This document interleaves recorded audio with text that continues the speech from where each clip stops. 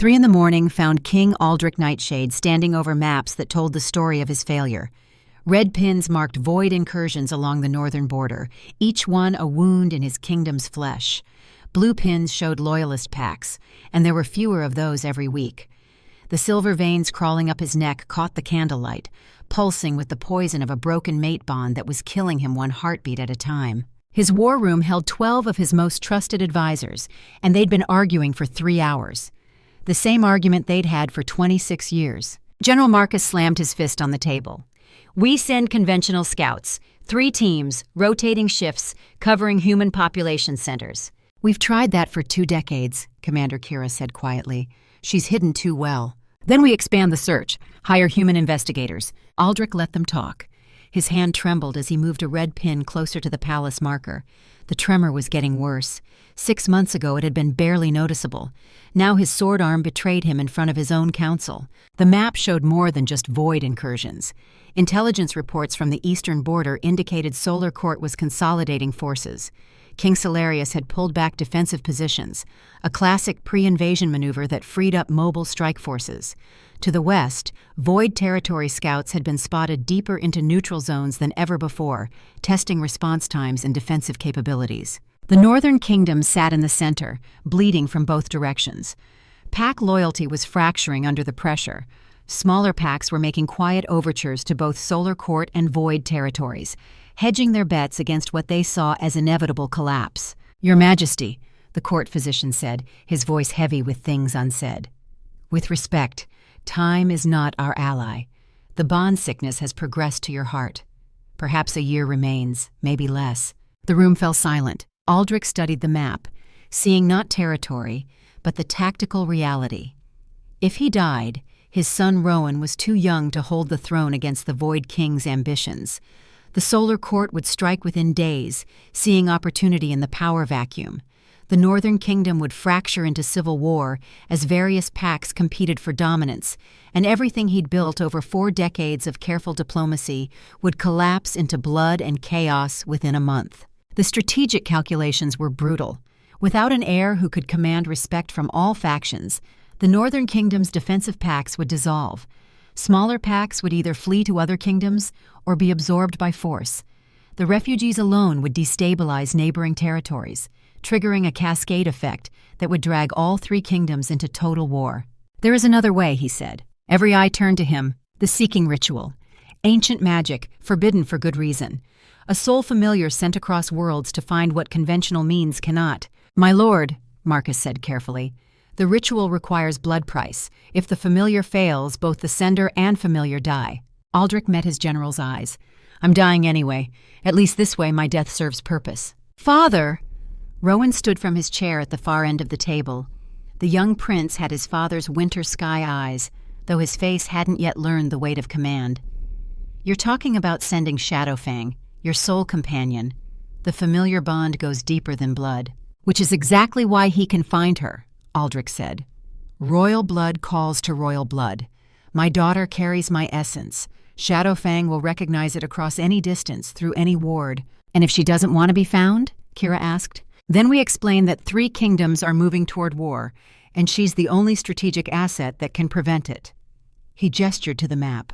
"Look at the board. Solar Court mobilizing east. Void Territories expanding west.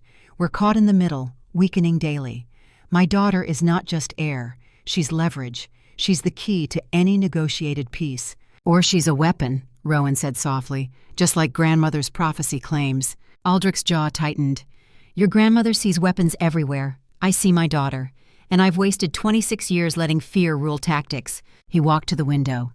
Beyond the palace walls, 2 moons hung in the sky, silver and gold, casting double shadows across the frozen courtyard. In 6 days, the blood moon would rise, and ancient prophecy said his daughter would shift for the first time. When that happened, power dormant in her bloodline would awaken, power that could reshape the balance between all 3 kingdoms. "Prepare the ritual chamber," he commanded. "We perform the seeking at dawn." "Your Majesty," the physician protested, "the ritual will accelerate the bond sickness. You might not survive the casting. Then I'll die giving my daughter a chance to live free. Better than dying while she hides, always running, never understanding what she is." The advisors filed out, leaving only Rowan and Kira. His son approached slowly. "You think she'll come?" Aldrich touched the map, his finger resting on the human world marker. "I think she's my daughter. And if she's anything like her mother, she'll fight like hell before she surrenders to anyone's plan. But she'll listen to reason, eventually. And if the Void King finds her first, then we've already lost." 4:47 of the morning, and Cassandra Morrison had long since made peace with insomnia. Working emergency shifts at the veterinary clinic meant sleep came in stolen moments, never quite enough to silence the dreams. Dreams of running through forests that didn't exist in any geography she knew. Dreams of hunting beneath moons that had no business hanging in Earth's sky. She'd learned not to mention the dreams to therapists. The weight on her chest registered first as warmth, then as something definitely alive. Her eyes opened to pre-dawn darkness, expecting to find her elderly cat Mochi claiming his usual territory. Instead, silver eyes stared back at her, set in a face that belonged to a wolf pup with no conceivable way of being in her locked 7th-floor apartment. Cass went very still. Her veterinarian training kicked in before panic could, cataloging details with clinical precision. The pup couldn't have been more than 8 weeks old based on tooth development and body proportion.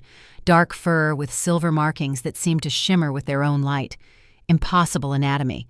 The joint structure was wrong, the musculature too dense, the tooth enamel harder than any domestic canine she'd examined in 6 years of practice. She reached for her phone slowly, never breaking eye contact with the pup. 4:47. She snapped 3 photos, flash on, capturing the way the silver markings caught the light like captured starlight. The pup's fur glowed in the images, patterns visible that her eye alone couldn't quite perceive. Her mind ran through possibilities with the same methodical calm she used for triage. Window locked from inside, she'd checked it before bed. Fire escape broken for months, landlord still hadn't fixed it. Door dead-bolted, chain secured, air vent too small for a mouse, let alone a pup.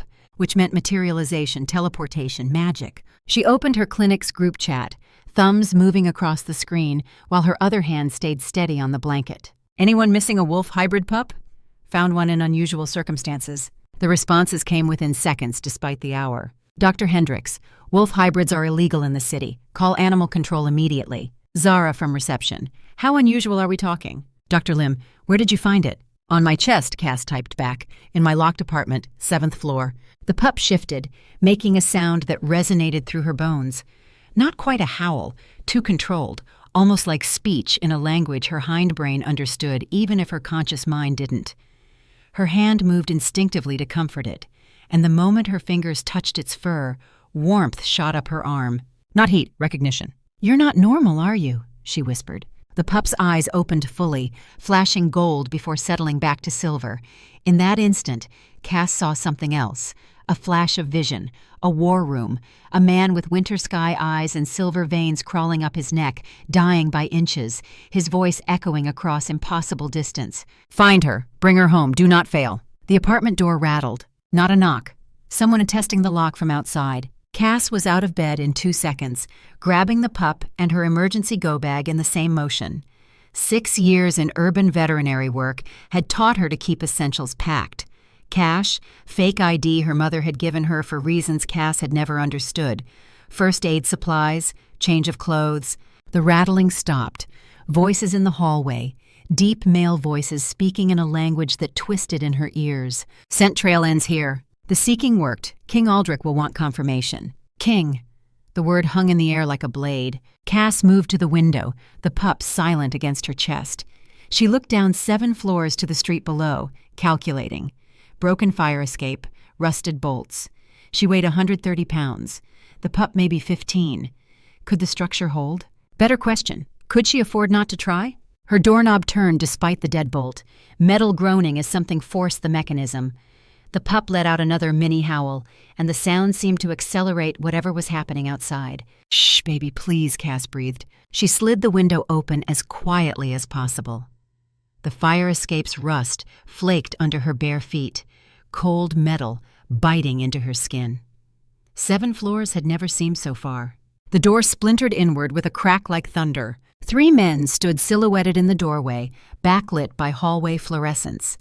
Except their eyes caught the light wrong, reflecting like an animal's would, golden and predatory. "There," one of them said, and his voice carried harmonics that human vocal cords shouldn't produce. Cass ran, down the fire escape, feet finding purchase on metal that groaned with every step. Behind her, she heard sounds that made her hindbrain scream, growls too deep for human throats, the creak and snap of transformation, bones reshaping, fabric tearing. She didn't look back. 4th floor, 3rd floor. A bolt gave way under her foot and she stumbled, catching herself on the railing. The pup stayed perfectly still, pressed against her racing heart like it understood the need for silence. 2nd floor, 1st floor. She hit the alley at a dead run. Behind her, impossible sounds, claws on metal. 3 massive wolves where the men had been, their eyes tracking her with intelligence that was deeply, fundamentally wrong. The street opened ahead, morning commuters starting their day, oblivious to the nightmare unfolding in the alley beside them. Cass burst onto the sidewalk just as the first bus of the morning pulled up to the stop. She jumped on, fumbling for her transit card with shaking hands. The bus pulled away as she dropped into a seat, pressing her face against the window. 3 wolves stood in the mouth of the alley, watching the bus depart. Their eyes caught the streetlights, burning gold in the pre-dawn darkness. One of them, the largest, threw back its head and howled. Every dog on the block answered. The pup poked its head out from Cass's jacket and licked her chin once, claiming her, marking her as pack. "What have I gotten myself into?" she whispered. The pup's eyes, silver and ancient, seemed to say everything and nothing at once. Cass forced herself to think tactically. 3 pursuers, professional, coordinated. They'd tracked her to a locked apartment through methods she didn't understand, which meant they could track her anywhere in the city. She needed to go to ground, somewhere defensible, somewhere with someone she could trust. Dr. Margot Cross ran the Riverside Animal Sanctuary 40 minutes outside the city, and Cass had been her student, then colleague, then something close to family. If anyone could help make sense of this nightmare, it would be Margot. Cass changed buses 3 times, watching for tails, doubling back twice. The sun rose as she traveled, painting the city in shades of gold that felt wrong after the silver moonlight glow of the pup's fur. By the time she reached the sanctuary, it was just past 6:30. The building sat on 5 acres of converted farmland, housing animals too damaged or dangerous for normal shelters. Margot's truck was already in the lot. Cass knocked on the reinforced door, feeling exposed. The pup had gone still again, sensing her tension.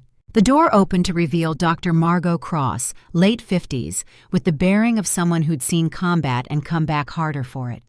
She took one look at Cass, barefoot, wild-eyed, clutching something to her chest, and stepped aside without a word.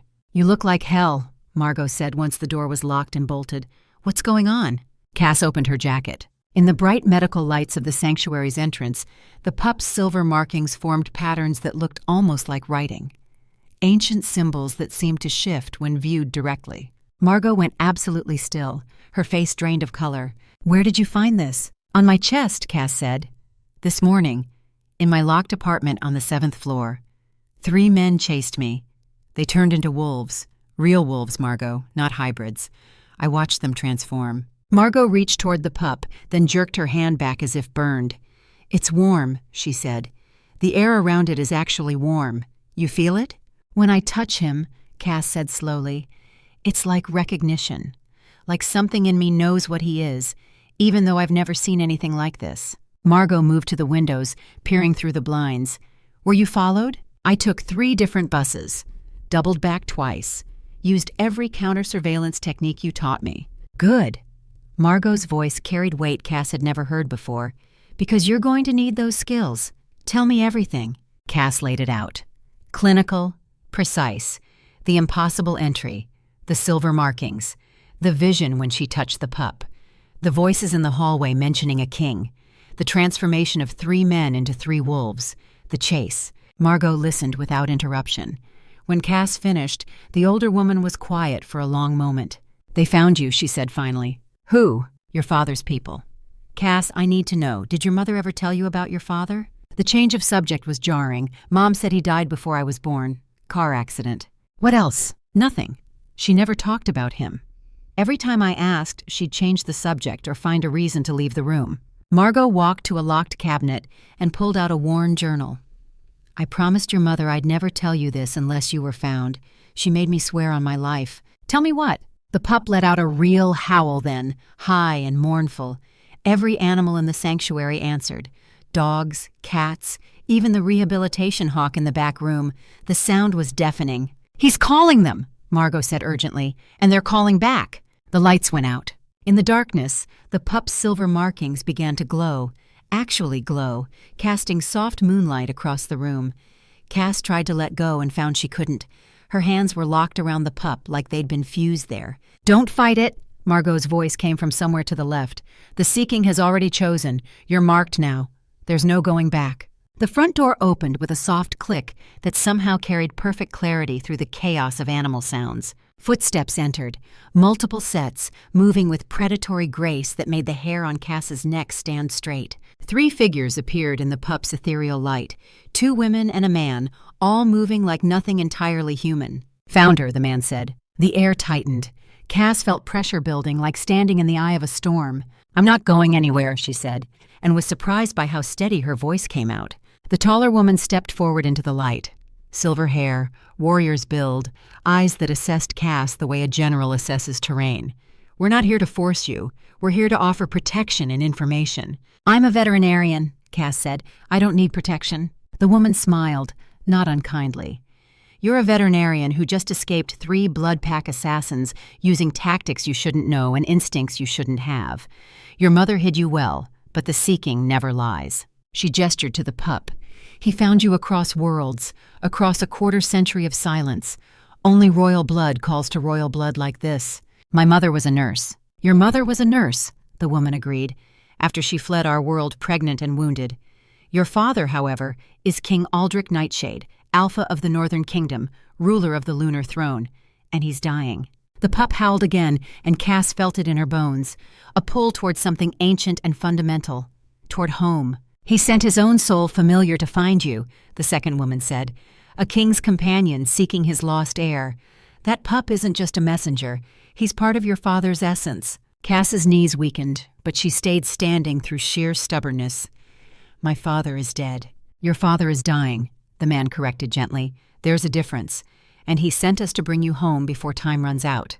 The pup pressed against Cass's heart, and she felt something wild stirring. Something that had been sleeping her entire life, waiting for this moment. "I'm not going anywhere with you," she said, though her voice shook. "Your Grace," the man began. "Don't. I'm standing in yesterday's clothes with a magical puppy in my arms and strange people in front of me talking about kings and other worlds. I need information, not titles." The silver-haired woman inclined her head with something like respect. "Fair.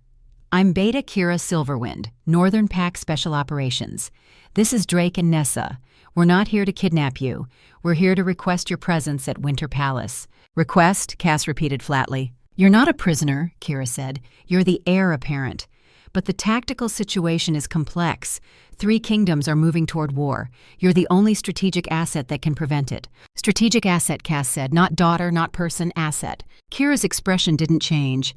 "In our world, those things aren't mutually exclusive. Your father sent us because he loves you. But he also sent us because the Northern Kingdom needs you. Both things are true. And if I refuse? Then you stay here and the void forces who sent those assassins will try again and again. They don't request. They take." Cass looked at Margot. The older woman's face was grim. "Tell her," Margot said quietly. "Tell her everything." Kira pulled out a tactical map and spread it on the examination table. 3 kingdoms. Northern, ruled by your father. Eastern Solar Court, ruled by King Solarius. Western Void Territories, ruled by the Void King. For 26 years, they've been in Cold War. Balance maintained by mutual threat. She pointed to markers on the map. Your father holds the center, but he's dying from broken mate bond sickness. When he falls, Northern Kingdom fractures. Solar Court invades from the east. Void forces consume from the west. Estimated casualties in the first month, 500,000. Total war within 6 months. "That's not my fault," Cass said. "No," Drake said. "But you're the only one who can stop it. Prophecy says the lost heir will either unite the 3 kingdoms or destroy them all. Both sides want to control that outcome. Your father wants to give you choice." There was a sound outside, howls in the distance growing closer. "Blood pack," Nessa said, moving to the window. 3 packs. No, 4. They're converging. Kira's hand went to her weapon. We need to cross now, before they complete the circle. Cross where? Cass demanded. Through the veil, Kira said. Between worlds, your pup is opening a doorway. Cass felt it then. A pull in her chest, like a fishhook behind her sternum. The pup's glow intensified, and suddenly she could see it. A shimmer in the air like heat waves, but cold instead of hot. Reality bending around a tear that showed somewhere else. Trees under double moonlight, sky the color of twilight that had never seen dawn. The veil, Kira repeated. Your familiar is opening a door between worlds, but you have to choose to step through. We can't force you. A howl rose from outside the sanctuary, dozens of voices harmonizing, getting closer. The windows began to crack. You have about 30 seconds, Drake said calmly. Cass looked at the shimmer, at the pup in her arms, at Margot. Go, Margot said. Learn the truth. Come back when you're ready. And if I can't come back? Then you were never really here to begin with. Your mother knew that. Why do you think she taught you to run? The front door exploded inward. A massive scarred wolf bounded through, its eyes burning red with something that wasn't natural light. It spoke in a voice like grinding gravel. The air belongs to the Shadow Crown. The pup snarled, an impossibly deep sound from such a small body. Its silver markings blazed brighter, and Cass felt power flooding through her. Not hers, the pup's. No, her father's, channeled through his familiar. The words came without thought. No. Her voice carried weight that made every wolf in the room step back, including Kira's team. I belong to no one. The scarred wolf laughed, a horrible sound. Brave words from a pup who doesn't even know how to shift. The pup leaped from Cass's arms. In midair, it grew. By the time it landed, it was a full-grown silver-white wolf the size of a small horse, its markings blazing like captured lightning. Impossible, the scarred wolf snarled. A familiar can't manifest full form without its master present. Unless the master's daughter holds the connection, Kira said softly. The room erupted into chaos. Kira, Drake, and Nessa shifted instantly, 3 more wolves joining the fray. Margot grabbed a shotgun from behind the desk and started firing salt rounds. The sanctuary animals screamed. The adult wolf that had been a pup looked back at Cass with those same silver eyes, and she heard a voice in her mind. Not words, feeling, trust and urgency and the desperate need for her to move. Come home, daughter, a deeper voice said beneath the familiar's presence. Please. Her father, through his soul companion, calling her across the distance between worlds. The scarred wolf broke through the defensive line, heading straight for Cass. She saw death in those burning eyes and made her choice. She ran for the veil and leaped through just as teeth snapped where she'd been standing. The last thing she heard before reality twisted was Margot's voice. Find your mother, Cass. She's alive. Then the world turned inside out and Cassandra Morrison fell into a realm of eternal moonlight. She hit ground cushioned by pine needles. Above her, 3 moons hung in a twilight sky. Silver, gold, and deep red, each one larger than the moon she'd known her entire life. Her mind refused to process it. Easy, a voice said. The first crossing is always rough. Cass rolled sideways and was violently sick. Through watering eyes, she saw the silver-white wolf watching with concern. No longer the size of a horse, but still far larger than the pup had been. Full-grown and magnificent. Where are we? She managed. The Shadowlands, Drake answered. He was human again, fully clothed in dark tactical gear. Border between the 3 kingdoms, neutral territory. How are you dressed? Cass said stupidly. You were a wolf 2 seconds ago. Magic, Drake said, like that explained everything. A howl echoed through the forest, long and mournful. The silver wolf's ears pricked forward, and he gave an answering call that made Cass's bones vibrate with harmonics she felt more than heard. He comes, Nessa said softly. Cass felt him approaching before she saw him, like a storm front moving in, like pressure building before thunder. Every instinct in her body screamed conflicting messages. Run, submit, stand your ground, attack. No, something deeper said, mine. She shook her head violently, not hers. That was insane. King Aldrich Nightshade stepped from between the trees, and rational thought fled. He looked barely 40, dressed in dark hunting leathers that had seen real use. Black hair shot through with premature silver, eyes the color of winter skies, silver veins visible on his neck and hands, pulsing with sickness that was killing him by inches. He moved like a predator despite the illness, every step calculated for maximum efficiency. He stopped 20 feet away, as if held back by invisible barrier. You have your mother's eyes, he said. His voice was deep and controlled, But Cass heard the weight behind it. 26 years of searching, of hoping, of dying slowly while his daughter lived, hidden and unknowing. "I don't know what to say," Cass admitted. "Neither do I." Something like a smile crossed his face, painful in its vulnerability. "I've rehearsed this moment for decades, and now that you're here, every word I prepared seems inadequate." "They were supposed to be dead," Cass said. "Car accident. That's what Mom told me." "Creative," Aldrich said. "Though I suppose telling you your father rules a parallel world of shapeshifters would have been harder to sell." Despite everything, Cass felt her lips twitch. "Just a bit. Are you really dying?" "Yes. The broken mate bond poisons me. Perhaps a year left, maybe less." "And I'm supposed to fix that?" "No. You're supposed to be my daughter. The mate bond is my problem, not yours." He took a step closer, then stopped. "You're afraid of me." "I'm afraid of everything right now." "Fair enough." He gestured to the silver wolf. "You've been carrying my soul companion for 6 hours. Shadowfang says you give excellent belly rubs." The absurdity of the statement, delivered in that serious tone, broke something in Cass. A laugh bubbled up, slightly hysterical. The silver wolf transformed. Where the massive animal had been, a young man stood, maybe 23, with Aldrich's winter sky eyes and an infectious grin. "Hello, sister," he said. "I'm Rowan Nightshade, your younger half-brother, born after Mother fled with you." "Brother?" Cass repeated. Her mind spun. "Pup turns into giant wolf turns into my brother?" "Half-brother," Rowan corrected cheerfully. "And technically Shadowfang is father's familiar, not me. I'm just borrowing his form to make introductions less weird." "This is the less weird version," Cass said faintly. "You should see the formal court presentation," Rowan said. "Lots of bowing and titles and people trying to figure out where you fit in succession." Something howled in the distance. Wrong sound, like multiple voices forced through one throat, dissonant and deeply unnatural. "Void wolves," Drake muttered. "They're getting bolder." "How many?" Aldrich said, his entire demeanor shifting to tactical command. "Sounds like 6, maybe 7. Rowan's expression darkened. They followed the seeking trail. Aldrich turned to Cass. "I need you to trust me, just for the next few minutes." Something in his eyes, desperation mixed with fierce protectiveness, made Cass nod. "Take my hand. Skin contact will mask your scent until we reach the palace wards." Cass reached out slowly. Their hands met, and electricity shot up her arm. Not painful. Recognition. Power calling to power. Hers, untrained and wild, wanting to dance with his, wanting to learn the patterns. "Oh," she breathed, "this is what I am." "Move," Aldrich commanded. They ran through the twilight forest, his hand never leaving hers. Behind them, those horrible howls grew closer. The trees themselves seemed to bend away from the sounds. "Left," Rowan shouted. Something massive crashed through the undergrowth where they'd been. Cass caught a glimpse of wolf-shaped horror. Too many joints, too many teeth, eyes that held nothing but hunger. "Don't look at them directly," Aldrich pulled her forward. "Eye contact lets them into your mind." They burst onto a mountainside. Below, carved into the mountain itself, was a palace of ice and stone.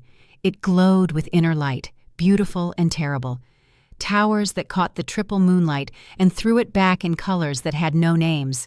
"The Winter Palace," Rowan said with obvious pride. "Welcome to your birthright, sister." But the howls came from every direction now. Not 6, dozens. "They were hurting us," Cass said, "driving us here." The void wolves emerged from the tree line like living shadows, dozens of them surrounding the small group. At their head stood the scarred wolf from the sanctuary, somehow having crossed the veil. It spoke with that grinding voice. "The heir will complete the void crown. Surrender her or face extinction." Aldrich stepped forward. Energy radiated from him in waves that made the air shimmer. "Come and take her." The night exploded into violence. Aldrich's team formed defensive positions instantly. Kira, Drake, and Nessa shifted and engaged. Rowan transformed, no longer borrowing Shadowfang's form, but taking his own wolf shape, massive and dark-furred.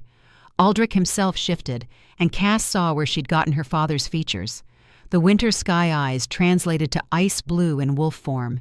The silver veins became streaks of lightning through dark fur. "Run for the palace gates," he commanded, his voice carrying through some method that bypassed normal speech. "Don't stop. Don't look back." "What about you?" "We'll hold them. Go." Cass ran. Behind her, the sounds of combat, snarls and screams, and the wet sound of teeth finding flesh. She wanted to look back, to help, but she had no training, No weapons, nothing but veterinarian knowledge that meant nothing against supernatural horrors. The palace gates loomed ahead, 50 meters, 40, 30. A void wolf broke through the line, heading straight for her. Cass grabbed a rock, the only weapon available, threw it at the wolf's face. It connected with a lucky hit, striking the eye. The wolf yelped and faltered just long enough for Rowan to intercept, tackling it away. 20 meters, 10. She heard it then. Her mother's voice calling her name from the shadows beyond the palace walls. "Mom?" The gate slammed shut behind her with thunderous finality. She spun, trying to see through crystalline barriers that had gone opaque. Somewhere beyond, her father fought nightmares. Her brother, people she'd just met but who'd risked everything to bring her home.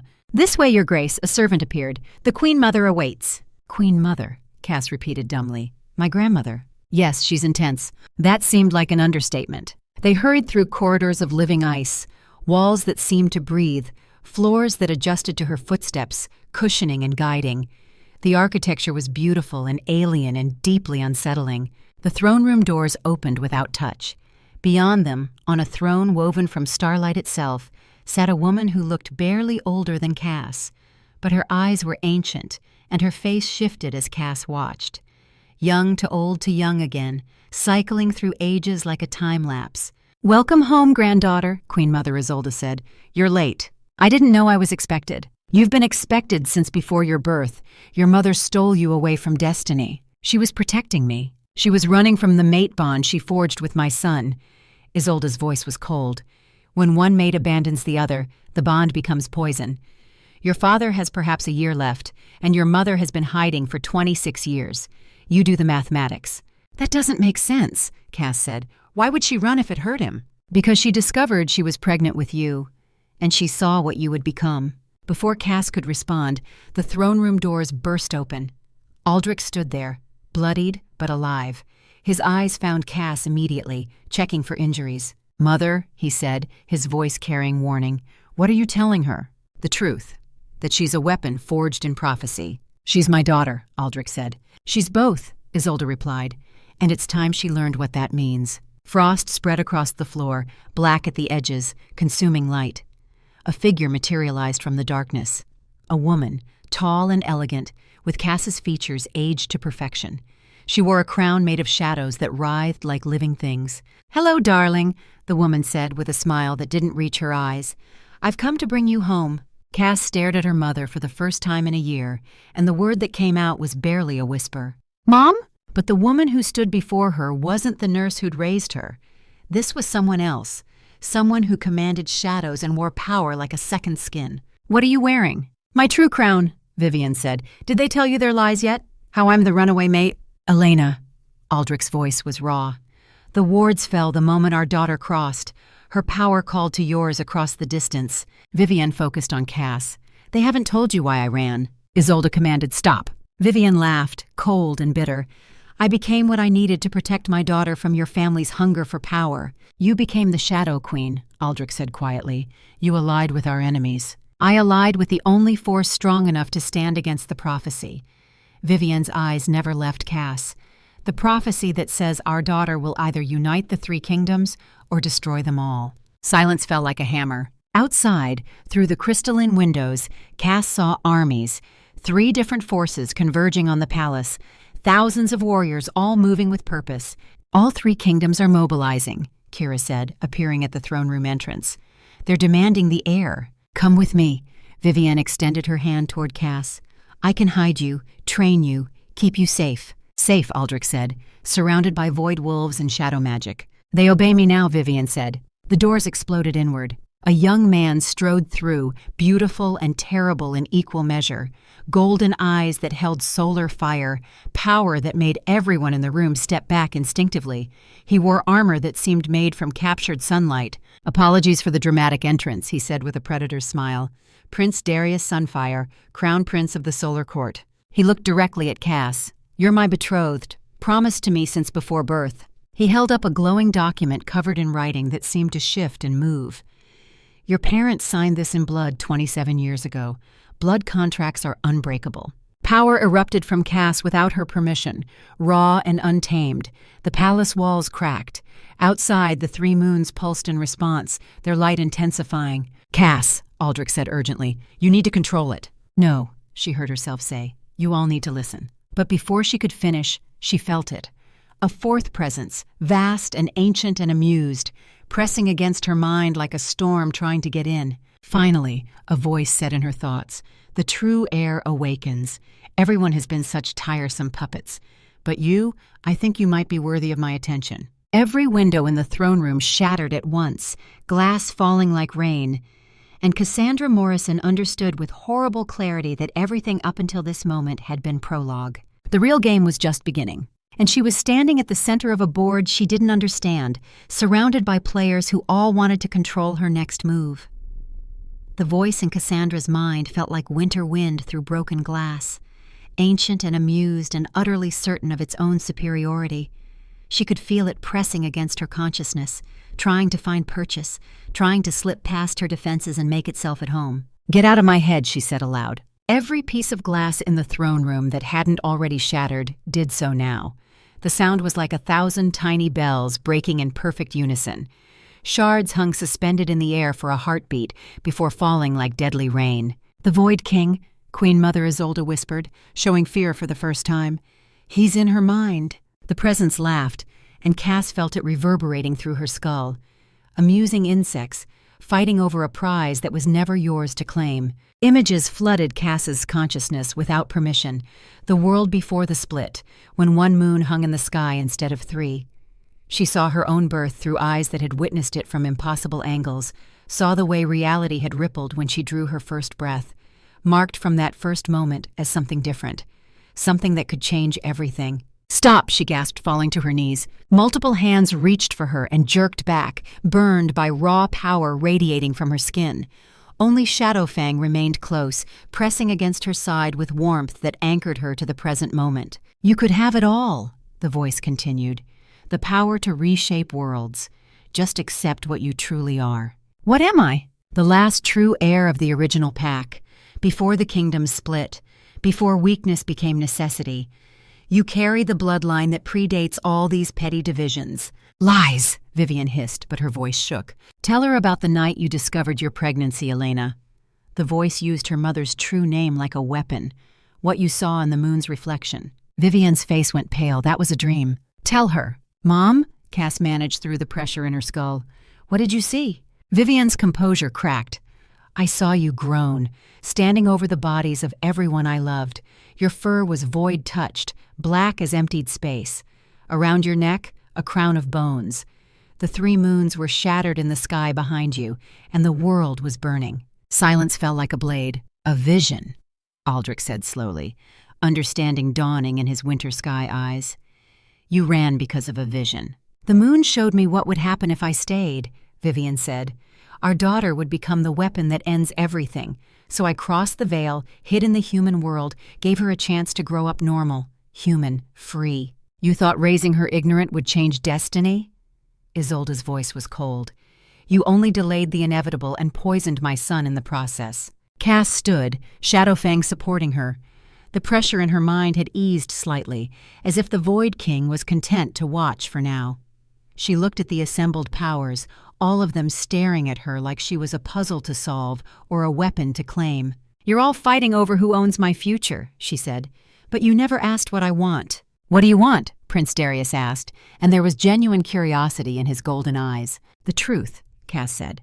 "All of it. No more partial stories. No more prophecies with missing pieces. And then I want to make my own choice." "Fine," Darius said unexpectedly.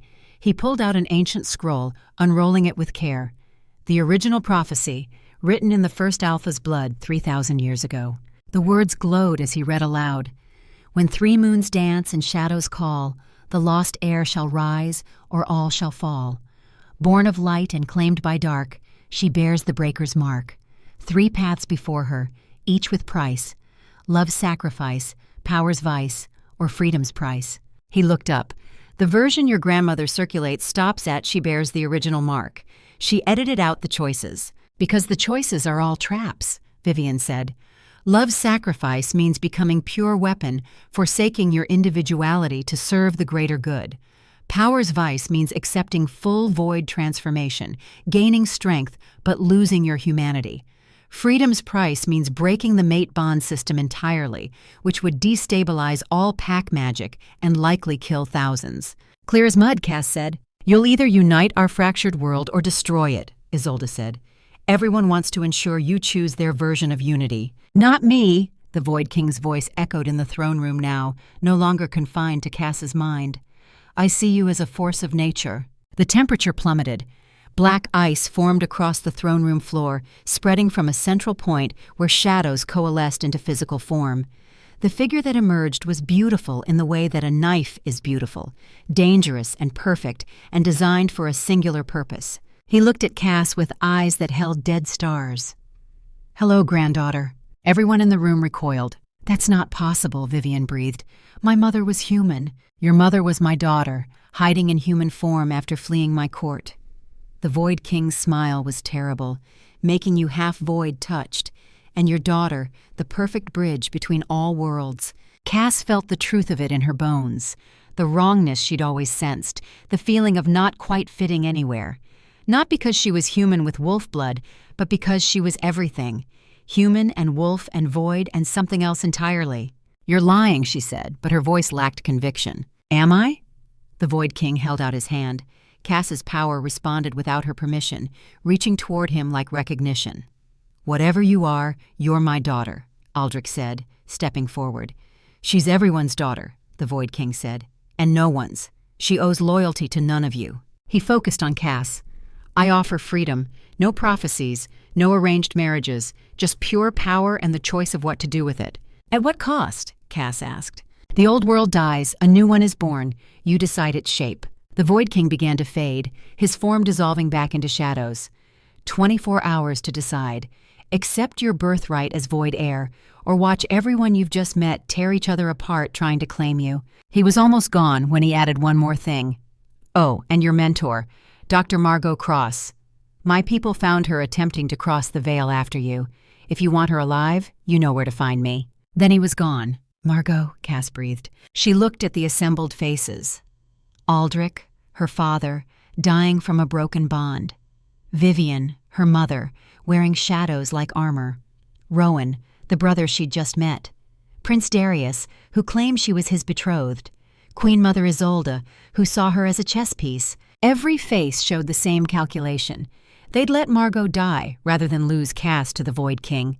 I have to save her, Cass said. It's a trap, Aldrich said. I don't care. She was there for me my entire life. I'm not leaving her. You've had 6 hours in this world, Vivian said. You can't fight void forces. Then teach me, Cass said. Fast. There was a long silence. Finally, Darius spoke. The blood moon rises in 6 days. You were supposed to train to break the blood contract.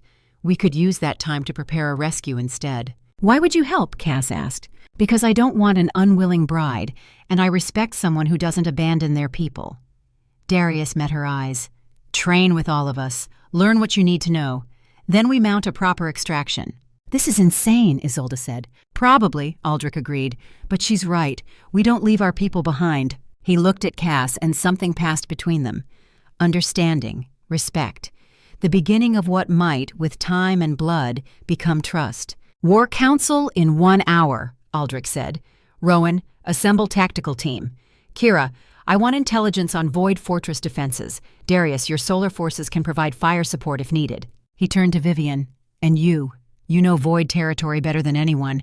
I need maps, troop movements, everything. You're trusting me? Vivian asked. I'm trusting that you love our daughter enough to help keep her alive while she does something monumentally stupid. Fair enough, Vivian said. The room began to empty, people moving with military purpose. Cass stood in the center of the destruction, glass crunching under her feet, and realized she'd just taken command without meaning to.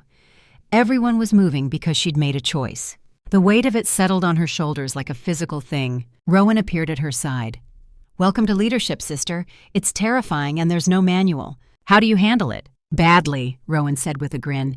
but I have excellent people around me who keep me from getting everyone killed. Speaking of which, you should eat something. Training starts at dawn, and Father doesn't believe in gentle introductions.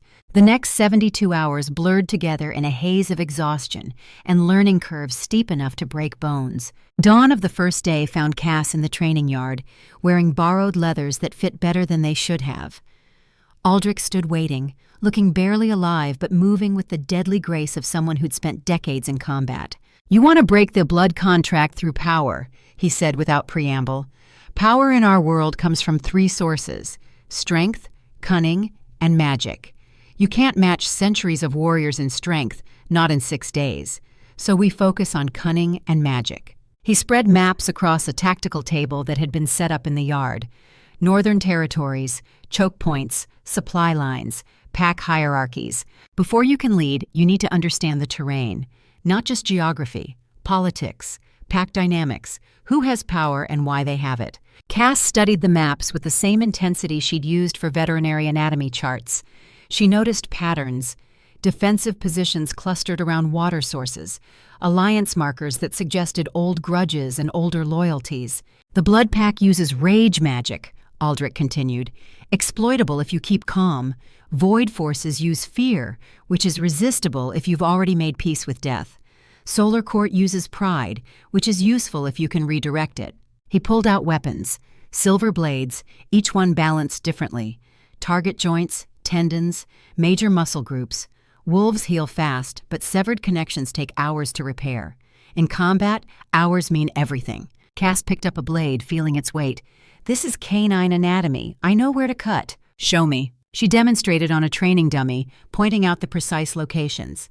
Achilles tendon, brachial artery, the vulnerable spot behind the shoulder where the foreleg connects to the body. Aldrich watched with something like approval. "Your mother never quit either." "Tell me about her," Cass said, "the real story." They sparred while he talked. Cass got knocked down 7 times in the first hour, but she learned fast.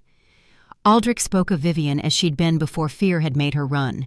A warrior princess from Void territories who'd defected to the Northern Kingdom, bringing intelligence that had prevented a war.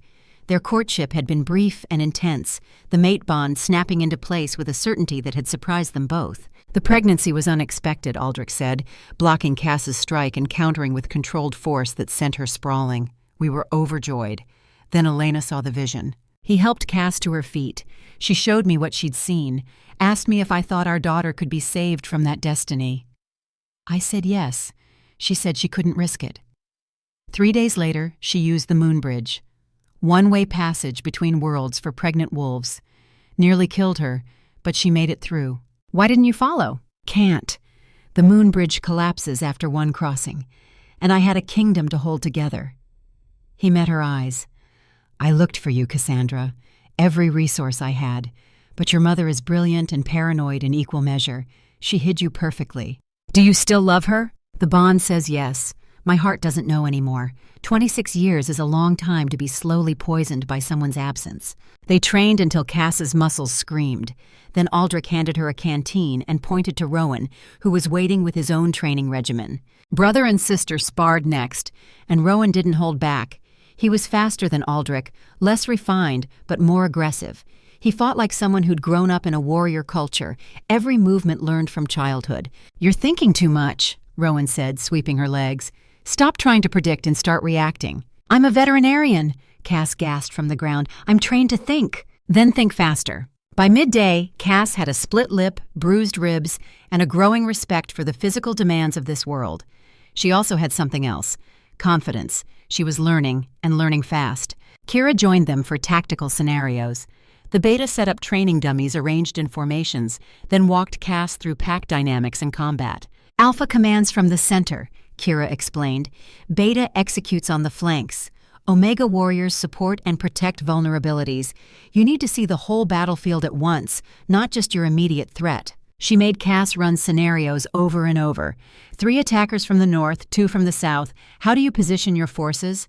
Enemy has high ground. What's your counter? Your alpha is injured. Who takes command? Cass drew on every emergency room scenario she'd ever managed at the clinic. That moment when 3 critical cases came in simultaneously, and she had to prioritize who got treatment first. The calculus of crisis management. You're thinking like a field medic, Kira observed. That's good. War is just triage with more blood. By early afternoon, Cass's body was screaming for rest, but her mind was sharp and focused. She understood something fundamental now. Leadership wasn't about being the strongest fighter. It was about seeing patterns, understanding capabilities, and making hard choices fast enough to matter. The afternoon brought Prince Darius and his solar magic. Our power comes from confidence, clarity, order, Darius explained. Yours will come from the moon. Chaos, instinct, adaptation. Learn our opposite and you'll be complete. He demonstrated, creating spheres of light that brightened until Cass had to look away. Heat generation, focused beams that could cut through stone. The inner fire, a berserker state that was powerful but dangerous. Try it, Darius said. Cass reached for the sensation she'd felt when the Void King had pressed against her mind. Not that cold darkness, but something else. Something bright and burning inside her. The solar fire came reluctantly, flickering like a candle in wind. You're fighting it, Darius said. Solar magic requires surrender to your own certainty. I'm not certain of anything. Then be certain of your uncertainty. Accept that you don't know, and move forward anyway. Cass tried again. This time the fire came easier, a warm glow that spread from her hands. Not as bright as Darius's display, but real, present, hers. Good, Darius said, again. They trained until sunset, until Cass could call fire without thinking about it, until the power felt natural instead of stolen. Over a meal that Cass barely remembered eating, Darius spoke quietly. My father is desperate. The solar cord is dying. I wasn't lying about that. He sees this blood contract as our last chance for survival. What's killing you? We don't know.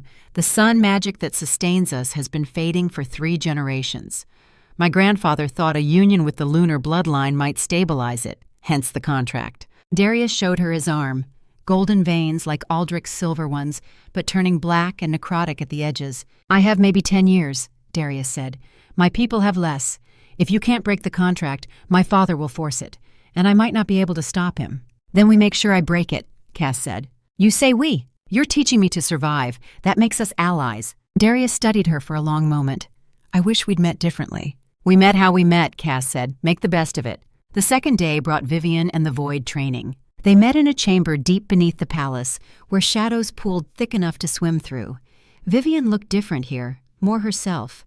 The shadow crown sat easier on her head, like she'd grown into it rather than putting it on. You hate me, Vivian said. I hate that you lied for 26 years. I gave you a childhood, a normal life. That's precious. You gave me an illusion, Cass said. Now I'm scrambling to survive the realities you hid. Vivian's face tightened. Fair enough. Let's begin. Void magic was nothing like solar power. Where Darius's training had felt like standing in sunlight, this felt like drowning in deep water, cold and pressing and vast. Shadow walking, the ability to step through darkness and emerge elsewhere. Cass practiced until she could cross the chamber in a thought, though it left her dizzy and gasping. Fear manipulation, projecting terror into an opponent's mind. Cass hated this one, hated the feeling of weaponizing emotion, but she learned it anyway. Void sight, seeing through absolute darkness, perceiving life forces as colored auras. This came naturally, easier than anything else. Cass could see Vivian's aura, deep purple shot through with silver, and recognized her mother's essential nature beneath the Shadow Queen facade. You're good at this, Vivian said. Too good. Because I'm half void through you, Cass said. Your mother was the Void King's daughter. That makes me 1/4 void touched. Vivian nodded slowly. You're everything. That's why the prophecy centers on you. The training intensified. Vivian pushed harder, testing Cass's limits. Finally, she released a wave of true fear projection, the kind used in actual combat. Cass felt terror slam into her mind, primal and overwhelming. The fear of everything she'd ever dreaded. Failure, inadequacy, being trapped, losing control. But underneath that, something else. A core of calm that the veterinarian in her had built over years of handling emergencies. She'd triaged a rabid wolverine once.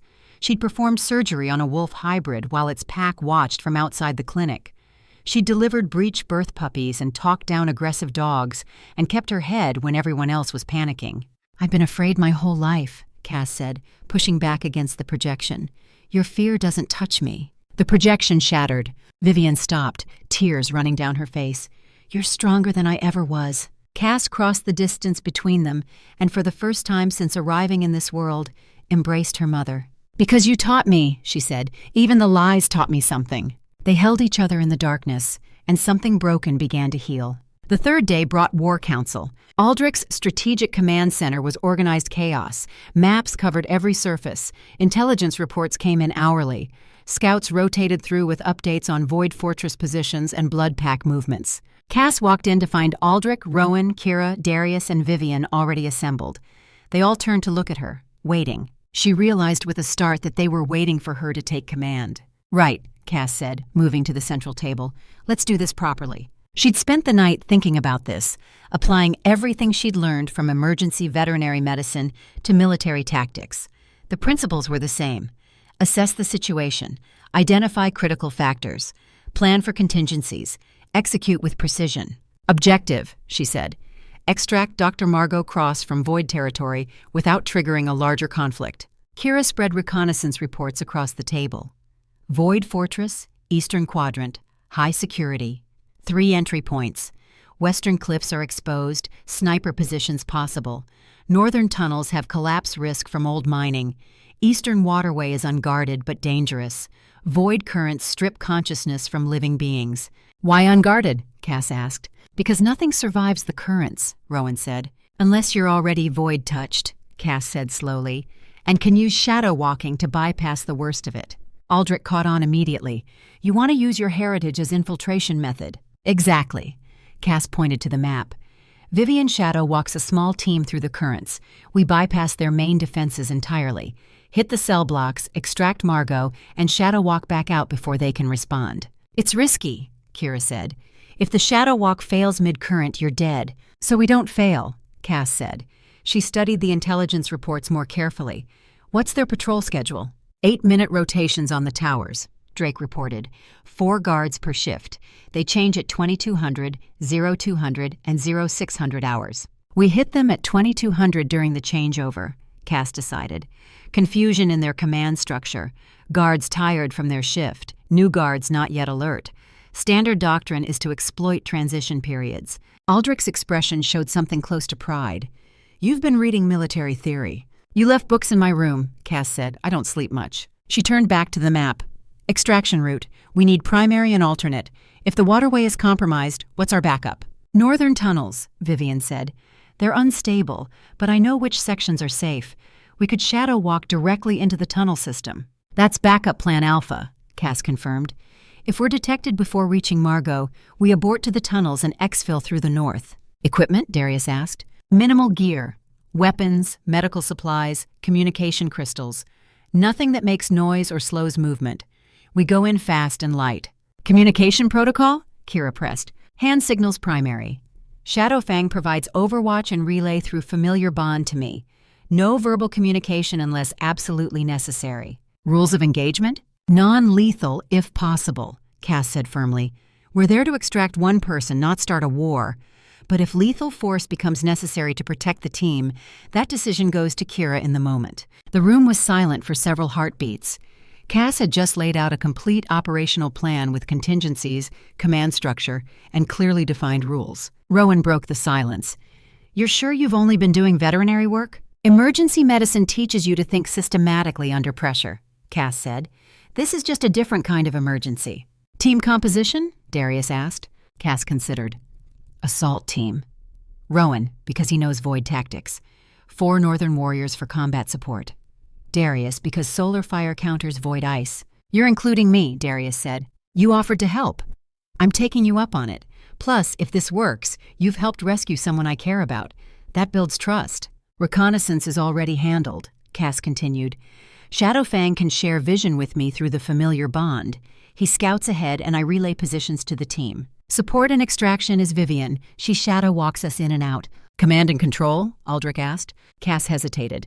"This is where it got complicated. I'll lead tactical direction, but Kira has combat experience I don't. She takes point on engagement decisions." Kira nodded slowly. "Smart delegation." "Contingencies," Rowan said. "If we're detected early?" "Abort to Rally Point Alpha," Cass said, pointing to a location on the map. "If Margot refuses extraction, I have veterinary sedatives that work on wolves. If the Void King appears personally, then Aldrich's quick reaction force intervenes from the north." "You've thought this through," Aldrich said. I've done emergency extractions before. Aggressive animals in dangerous situations. Same principles. Speed, precision, minimal force escalation. When? Vivian asked. Tonight, before they expect it, while we still have the element of surprise. The room was quiet. Then Darius smiled. I'm impressed. Save it for after we succeed, Cass said. The operation launched at 2200 hours. The assault team assembled in full tactical gear. Rowan and his northern warriors wore dark combat leathers. Darius's solar guards had lighter armor that wouldn't impede movement. Cass wore a borrowed field medic kit and enough weapons to make her feel dangerous rather than helpless. Vivienne stood in the center of the group, gathering shadows around herself like a cloak. Everyone join hands, and whatever you see in the shadow realm, don't let go. They formed a circle. Vivienne's power rose like cold water, and reality bent. The shadow realm was worse than Cass had imagined. Not empty darkness, but full of things that had been banished from light. Ancient horrors that whispered her name with voices like grinding stone. Reaching appendages that weren't quite tentacles and weren't quite hands. Ignore them, Cass said, using void sight to navigate. They're echoes, not entities. Shadowfang appeared beside her as a guide, his silver fur glowing in the darkness. He shared vision with her, showing the path through the nightmare landscape. They emerged at the edge of the void currents. The water looked wrong, too thick and too dark. Faces seemed to form in the surface and dissolve again. Stay close, Vivian commanded. The currents will try to separate us. They moved through the water in tight formation. Cass felt the void trying to strip away her consciousness, trying to pull her down into nothing.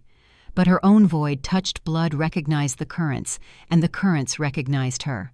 She walked through water that should have killed her and felt almost at home. The fortress walls rose ahead, black stone that seemed to absorb light, guard towers at regular intervals, but none watching the waterway because nothing was supposed to survive the approach. Rowan signaled, 2 sentries eastern tower, patrol rotation every 8 minutes. Window at 22:12 hours. Cass relayed through Shadowfang's shared vision. Confirmed. We move at 22:12. The window opened. They slipped past the sentries like ghosts. Inside the fortress, void architecture twisted in ways that defied geometry. Corridors that bent back on themselves. Stairs that led to the same floor you'd started on. But Cass could see through it with void sight, seeing the true paths hidden beneath illusion. This way, she directed, leading them through passages that seemed to fold space. The team moved in tactical formation. Rowan on point, Darius covering the rear, northern warriors on flanks. They communicated through hand signals Kira had drilled into Cass during training. 2 fingers pointed left meant enemy contact that direction. Fist raised meant freeze in place. Shadowfang ranged ahead, his silver form barely visible even to Cass's enhanced sight. Through their bond, she saw what he saw. Empty corridors, guard posts with sleeping sentries. The fortress was confident in its water defenses. They'd grown complacent. First obstacle, a checkpoint with 2 alert guards, impossible to bypass without detection. Cass made the call. Darius, solar flash on my mark. Rowan, take left guard. Drake, right guard. Non-lethal. She counted down with her fingers. 3, 2, 1. Darius's solar flash exploded in the confined space, blinding the guards instantly. Rowan moved like liquid shadow, pressure point strike that dropped his target unconscious. Drake's takedown was equally clean. 8 seconds from flash to clear. Kira's approval came through a hand signal. Well executed. They encountered 3 more guards in a corridor junction. Same protocol. Flash, strike, down. The team was moving like a well-oiled machine now, anticipating each other's actions. Cell blocks ahead, Cass said, her voice barely above a whisper. Shadowfang's vision showed Margot in a central cell, looking exhausted but unharmed. 2 guards outside her door, but they were focused inward, not expecting external threats. Rowan positioned his warriors. On Cass's signal, they moved simultaneously. 4 guards neutralized before any could raise an alarm. Cass picked the lock with precision tools from her veterinary kit.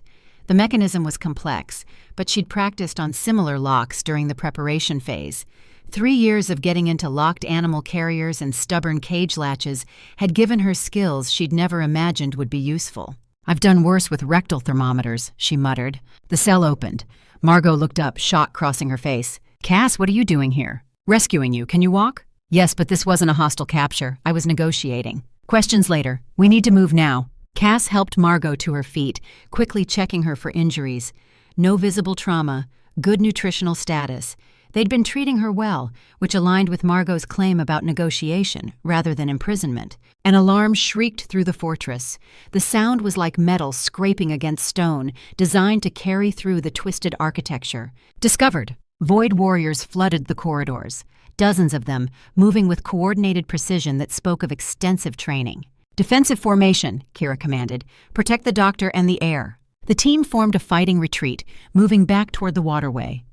Darius threw solar fire to create barriers of light that the Void Warriors couldn't easily cross. The solar guards worked in perfect synchronization with him, creating overlapping fields of fire. Rowan and his northern warriors held the flanks, silver blades flashing in the darkness. Every movement was economic, precise. These were soldiers who'd trained together for years. Cass stayed in the center with Margot, weapons ready but hoping not to need them. Her job was to get Margot out alive, not to be a hero. "Too many!" Darius shouted. "We're going to be overwhelmed." Cass made a command decision. "Vivienne, shadow walk us out, now." "It'll drain me completely," Vivienne warned. "Do it." Vivienne's power rose like a tidal wave. Shadows swallowed the entire team, pulling them through the void realm in one massive translocation. They emerged at the Winter Palace courtyard. Vivienne collapsed immediately, unconscious from the effort. The team secured the perimeter while medics rushed forward to check injuries. 0 casualties. Mission success. Margot safe. Cass knelt beside her mother's unconscious form, checking her pulse, strong and steady, just exhausted. After action debrief in 30 minutes, she said to Rowan, "I want analysis of what went wrong and what went right." Rowan grinned. "Yes, ma'am." 2 hours later in the medical bay, Cass finally got answers. Margot sat in a chair, recovered and stubborn. Vivienne was awake but still weak, listening from a nearby bed. "Why did they treat you well?" Cass asked. Margot sighed. "Because I didn't need rescuing. I was there voluntarily, attempting to negotiate a peace." The truth came out in pieces. Margot had been the Void Court's chief healer 30 years ago, disagreed with the Void King's increasingly aggressive methods, and fled to the human world. Maintained secret contact with moderate factions within Void territories. When Vivienne had appeared pregnant and terrified, Margot saw an opportunity. "I've been playing both sides for decades," Margot said, "trying to prevent the war everyone keeps saying is inevitable." "You've been manipulating me," Cass said. "I've been preparing you. There's a difference. The veterinary training, the analytical thinking, the crisis management. I trained you to be a bridge, not a weapon." Cass felt anger rising. "You could have told me the truth. And ruin your childhood like your mother's was ruined? Give you nightmares about prophecies and destiny? No. I gave you the tools you'd need and let you be human for as long as possible." "You're not wrong," Cass said slowly. "I just led a military operation with less than a week of training. That's not luck. That's preparation." "Exactly." The chamber door opened without warning. The Void King materialized in the center of the room, and guards burst in too late to stop him. Their weapons passed through his form like he was made of smoke. "Impressive operation," the Void King said, dismissing the guards with a gesture that sent them stumbling backward. "Non-lethal extractions. Honorable tactics. You're more interesting than I expected, granddaughter." "What do you want?" Cass demanded, positioning herself between the Void King and Margot. "To offer what I promised, the third path, and to explain why the other two will destroy you." He moved closer, not walking but flowing like shadow-given form. "Let me show you what your grandmother's prophecy really means." The vision hit Cass without warning. She saw herself choosing the first path, love's sacrifice, marrying Darius, uniting the kingdoms through political alliance. But the vision showed what came after. Years of being paraded as symbol rather than person. Every decision scrutinized, every action measured against prophecy, slowly losing herself until nothing remained but the weapon everyone needed her to be. The second path showed her accepting full void transformation, power beyond measure, the ability to reshape reality itself. But with each use of that power, her humanity eroded. She saw herself a decade hence, still wearing her face but empty behind the eyes, a god without a soul. "The third path," the Void King said, "is the one I offer, but you need to understand its true cost." He showed her. The revolution that would break the mate bond system. She saw kingdoms falling, not in clean political transitions but in blood and chaos. Saw wolves who'd built their entire lives around pack bonds suddenly cast adrift. Saw the suicides, the madness, the desperate violence of people whose fundamental identity had been ripped away. Thousands would die, the Void King said. Maybe tens of thousands in the immediate aftermath. But look further. The vision extended. Beyond the immediate carnage, she saw something else. A new generation growing up free, choosing their bonds rather than having them forced, building connections based on genuine compatibility rather than magical compulsion. It was messy and imperfect, but it was real. Magic shouldn't chain people, the Void King said. It should free them. Yes, the transition would be brutal, but is temporary suffering worth permanent freedom? How do I know you're not manipulating these visions? Cass asked. You don't. But ask yourself this. Why would I show you the cost of my own plan? If I wanted to deceive you, I'd paint revolution as bloodless. He pulled back, giving her space. You have the power to rewrite fundamental laws, use tomorrow's blood moon shift to remake everything, or choose one of the other paths and live with those consequences. At what cost? Cass asked, echoing her earlier question but meaning it differently now. The old system dies. Kingdoms fall. A new order rises from the ashes. Your grandmother wrote the prophecy to maintain her power structure. Break it. Build something better. But know that better comes at a price measured in lives. How many die in the transition? Cass asked. Thousands, the Void King admitted without hesitation. Possibly more. The mate bond system has been in place for 3 millennia. Removing it will be like removing a weight-bearing wall. Everything built on top of it will collapse before new structures can be raised. I'm a healer. I minimize casualties, not accept them as necessary. Then you'll choose slavery over freedom. Or you'll choose to be a weapon. Or you'll choose to lose your humanity. Those are your options as the prophecy stands. I'll choose option 4. There is no option 4. Then I'll create one, Cass said. There's always an option no one's considered. That's what emergency medicine teaches you. When you think you're out of options, you're just not being creative enough. The Void King studied her with something like respect. You're not what I expected.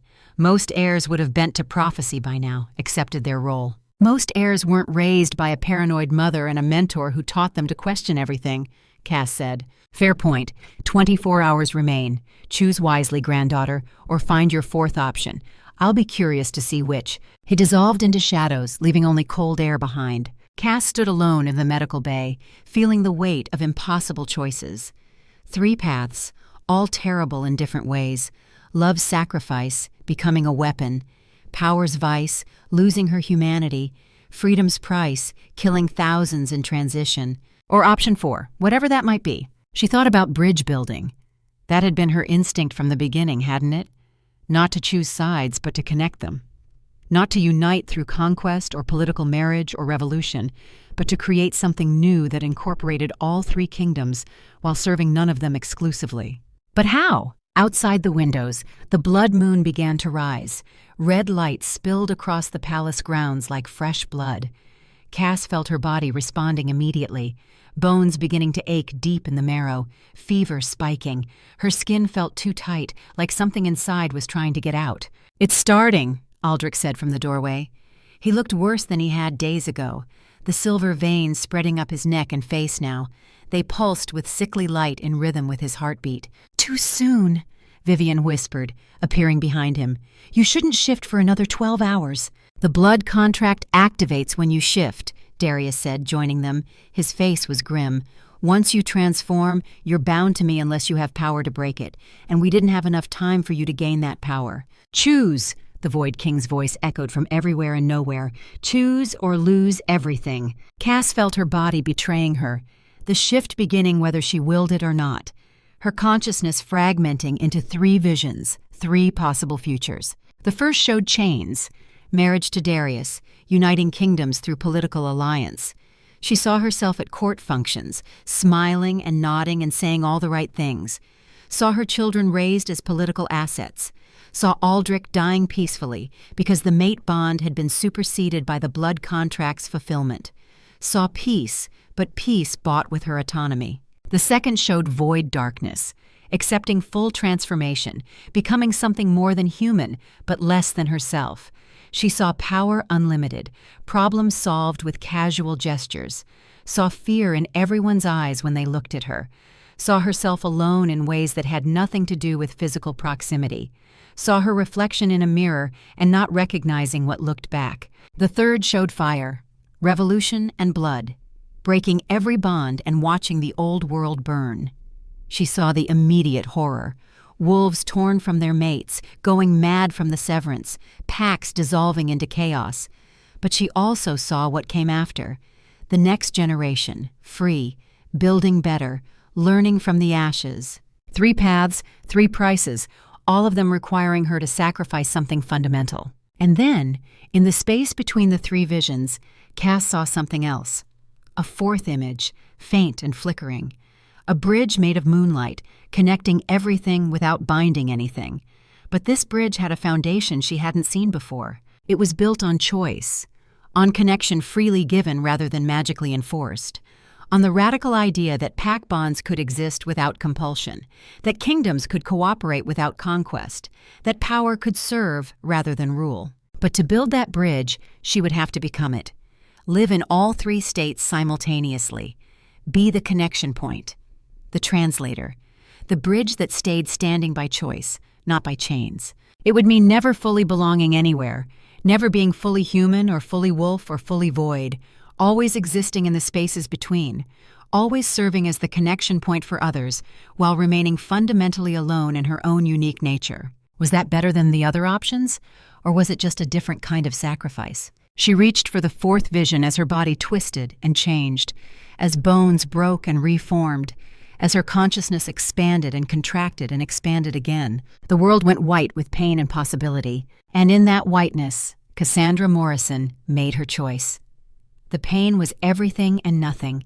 Cassandra Morrison felt her bones breaking and reforming, felt skin tearing and healing, felt something fundamental in her DNA rewriting itself in real time.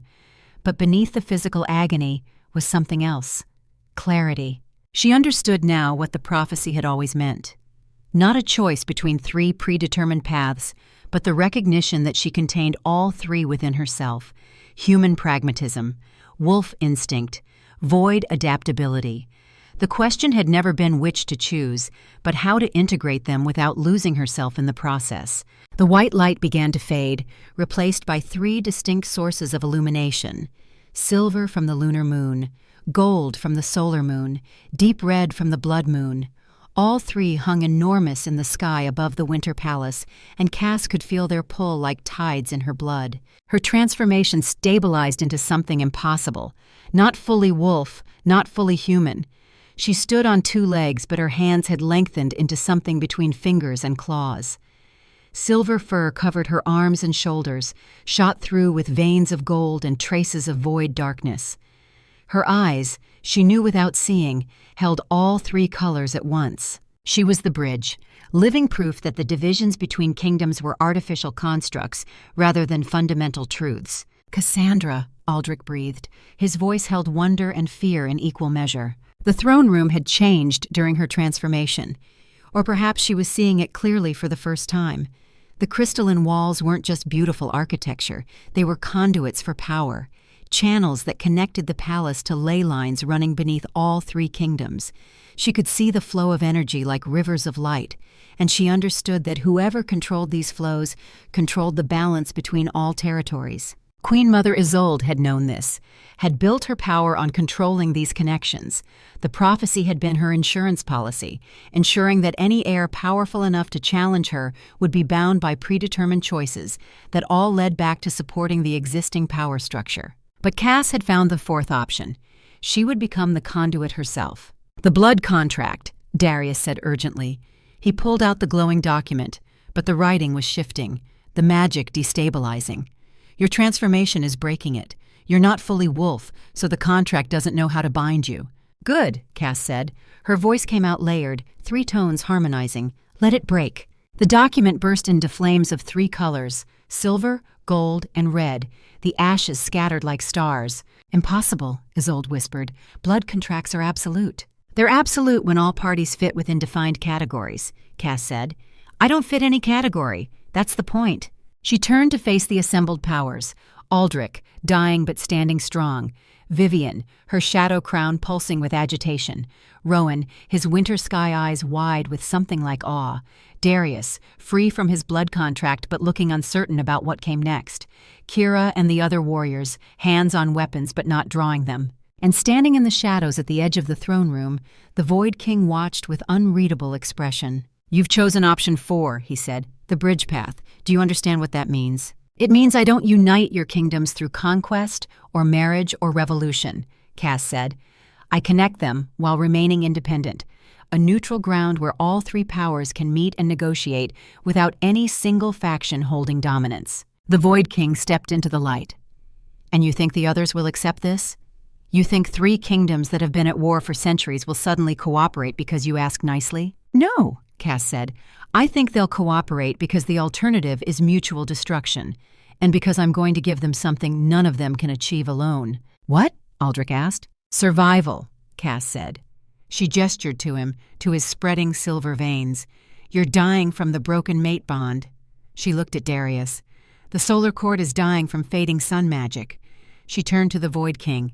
"And the Void territories are dying from isolation, cut off from the life energy that flows through the other kingdoms." Everyone in the room went still. "You're all dying," Cass continued. "The division between kingdoms isn't just political, it's literally killing you. The mate bond sickness, the fading magic, the void isolation, they're all symptoms of the same disease.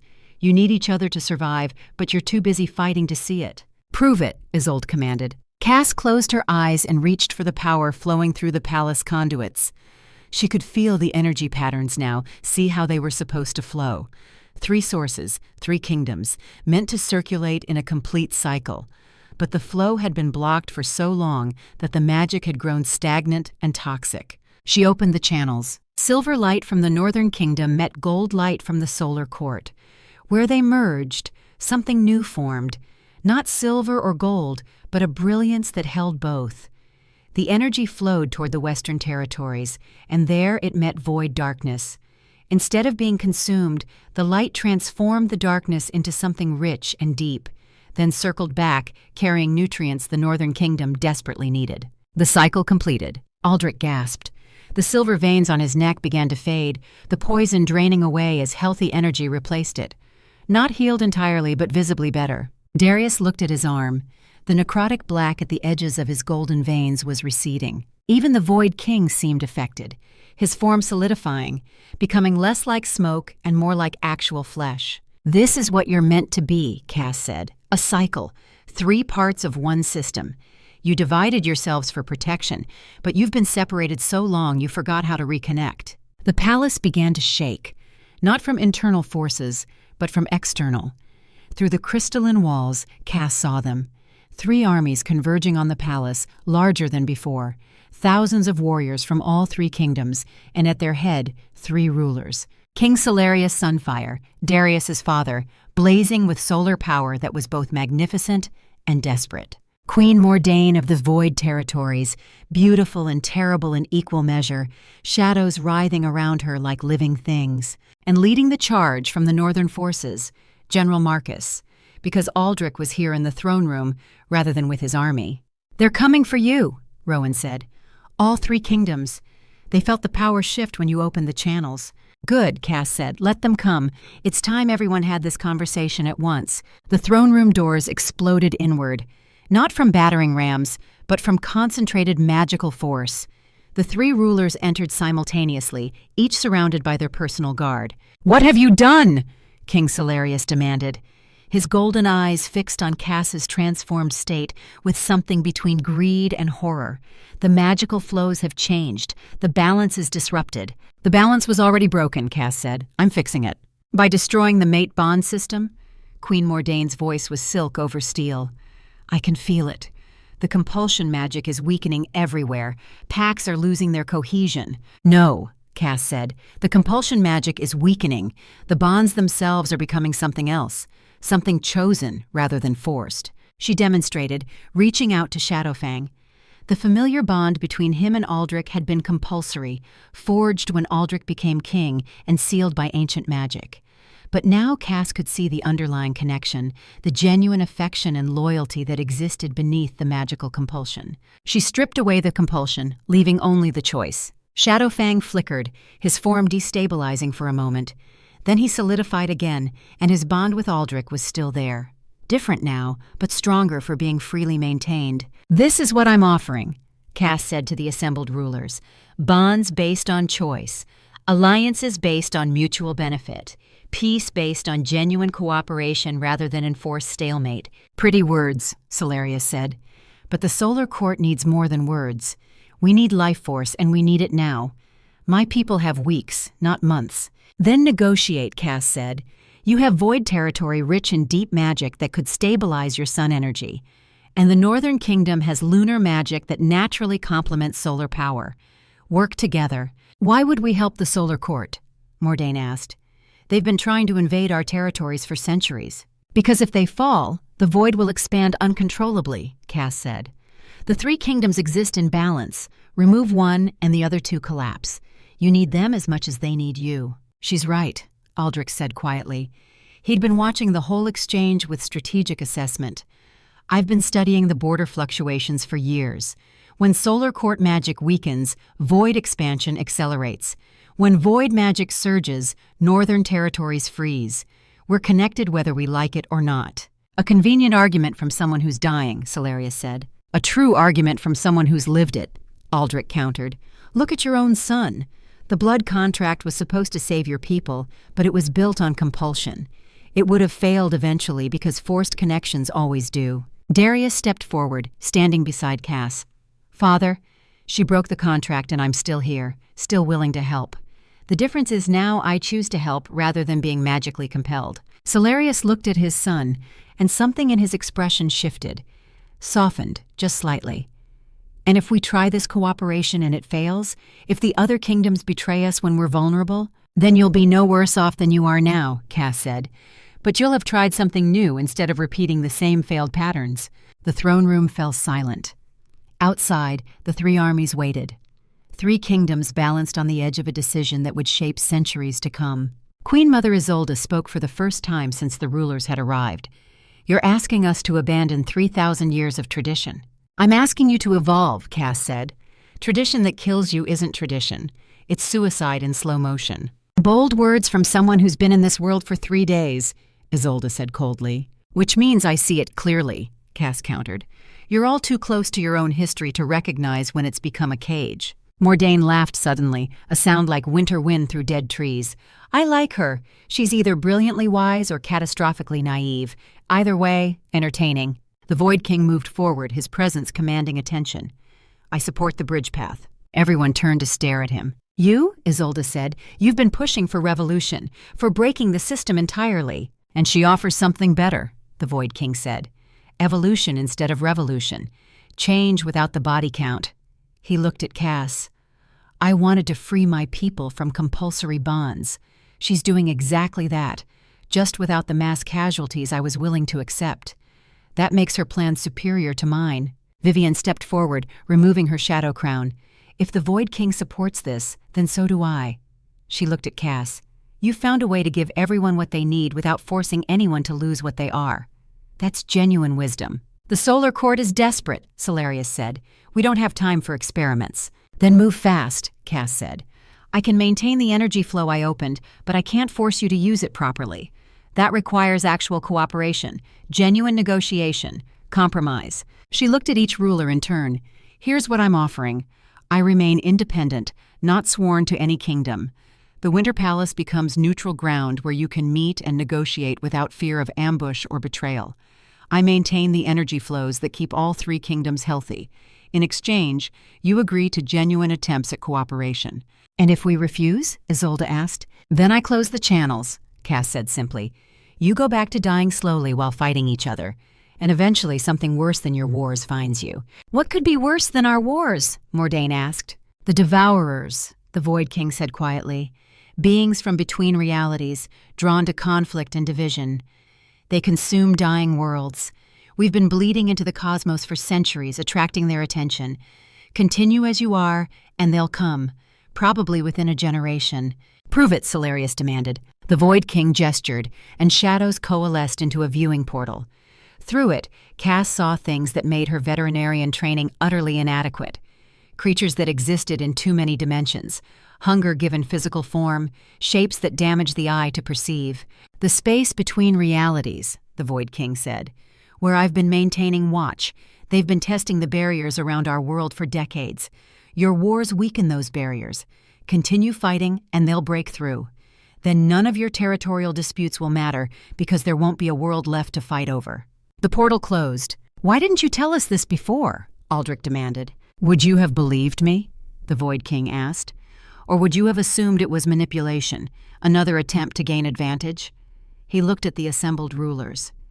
You've been enemies so long, you can't recognize when someone's trying to save you. So we cooperate or face extinction, Salarius said bitterly. Yes, Cass said, that's exactly the choice, and honestly, it shouldn't be a difficult one. There was a long silence, then Darius spoke. I'll negotiate in good faith. The Solar Court needs help, and I'm willing to pay fair price for it. The Northern Kingdom will do the same, Aldrich said. We've been dying slowly for too long. It's time to try living instead. All eyes turned to Queen Mordain and the Void King. The Void Territories will participate, Mordain said finally, under protest and with significant reservations, but we'll try. Good enough, Cass said. We'll start with... The ground beneath the palace cracked, not from internal magic, but from something beneath, something ancient stirring to life. What now? Rowan asked. The sacred grove, Margot said from the doorway. She'd been watching silently. The energy shift you created is waking something that's been sleeping since the kingdoms first divided. The First Mother, the Void King breathed. Impossible. She sealed herself away 3,000 years ago. Apparently she's coming back, Cass said, feeling the presence rising through the palace foundations. The floor split open, not violently but deliberately, like something making space for itself. From the depths, something rose, not climbing but growing like a mountain being born. The First Mother emerged. She was massive, shifting between forms too quickly for the eye to follow. Wolf and human and something before both, something primal and fundamental. Her presence filled the throne room like an ocean fills a cup, overwhelming and absolute. Finally, she said. Her voice was wind and time and the deep pressure of earth settling. Finally, you're ready to hear why I broke the world. You admit it, Isolde said, shock breaking through her usual composure. The First Mother's attention focused on the Queen, and Isolde actually stepped back. Of course I admit it. I did it to save you. She showed them visions. The original pack before the division, wolves who'd grown so powerful they'd stopped being people and become something else. Gods who didn't love, didn't connect, didn't care about anything except accumulating more power. You were becoming monsters, the First Mother said, hunting humans for sport, building empires on blood and domination, consuming magic until there was nothing left for anyone else. You were a cancer in the world. So you divided us, Aldrich said slowly, understanding dawning. You made us weaker. I gave you limitations, the First Mother corrected.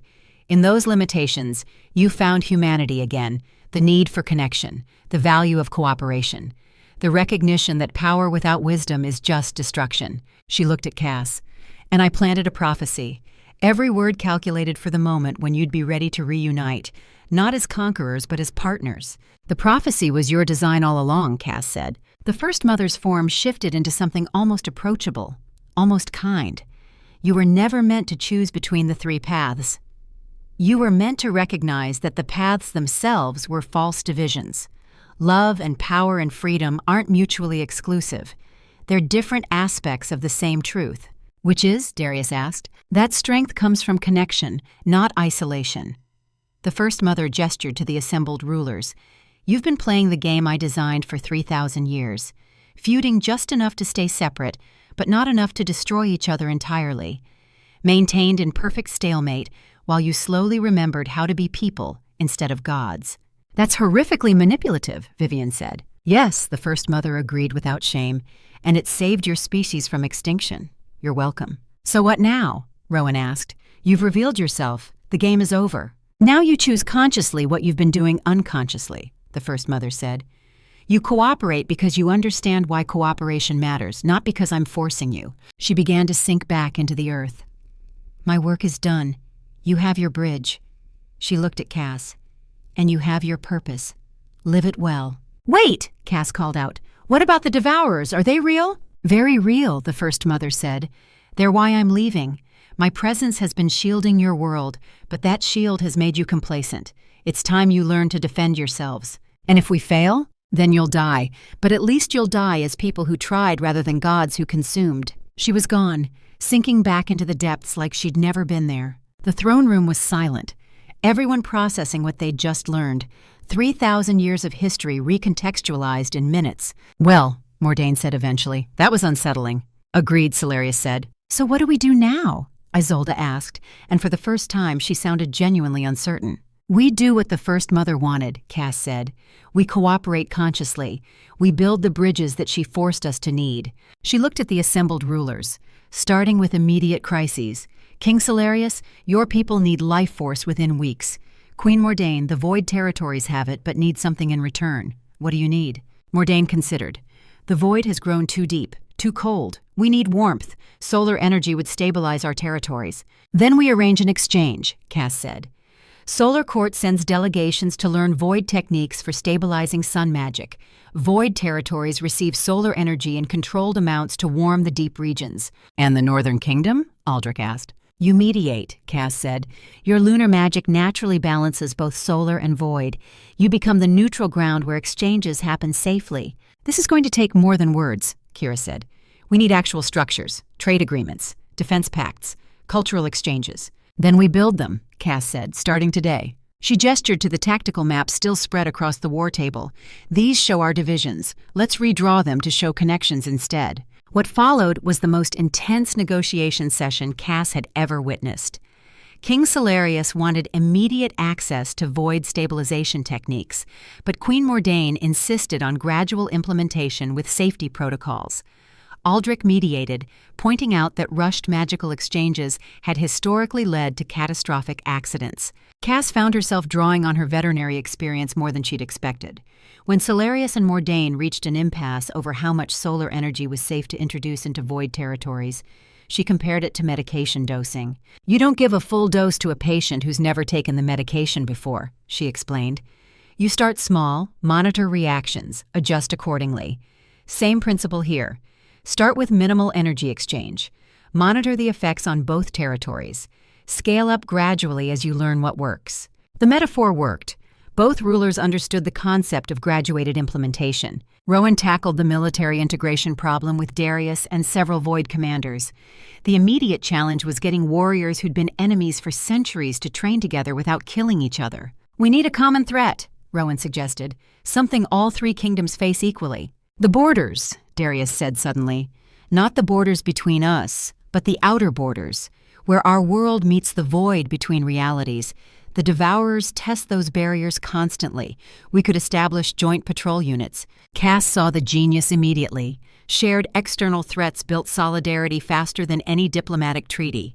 If warriors from all three kingdoms fought side by side against cosmic horrors, the old feuds would matter less. "Make it happen," she told Rowan.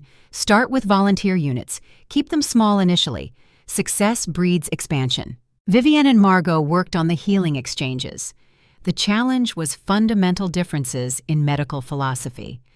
Northern healing used lunar energy to accelerate natural processes. Solar court medicine used focused light to burn out disease. Void healing used cold and darkness to slow metabolism and allow regeneration. "What if we're asking the wrong question?" Margot said. "Instead of which method is best, what if different conditions require different approaches?" They developed a triage protocol.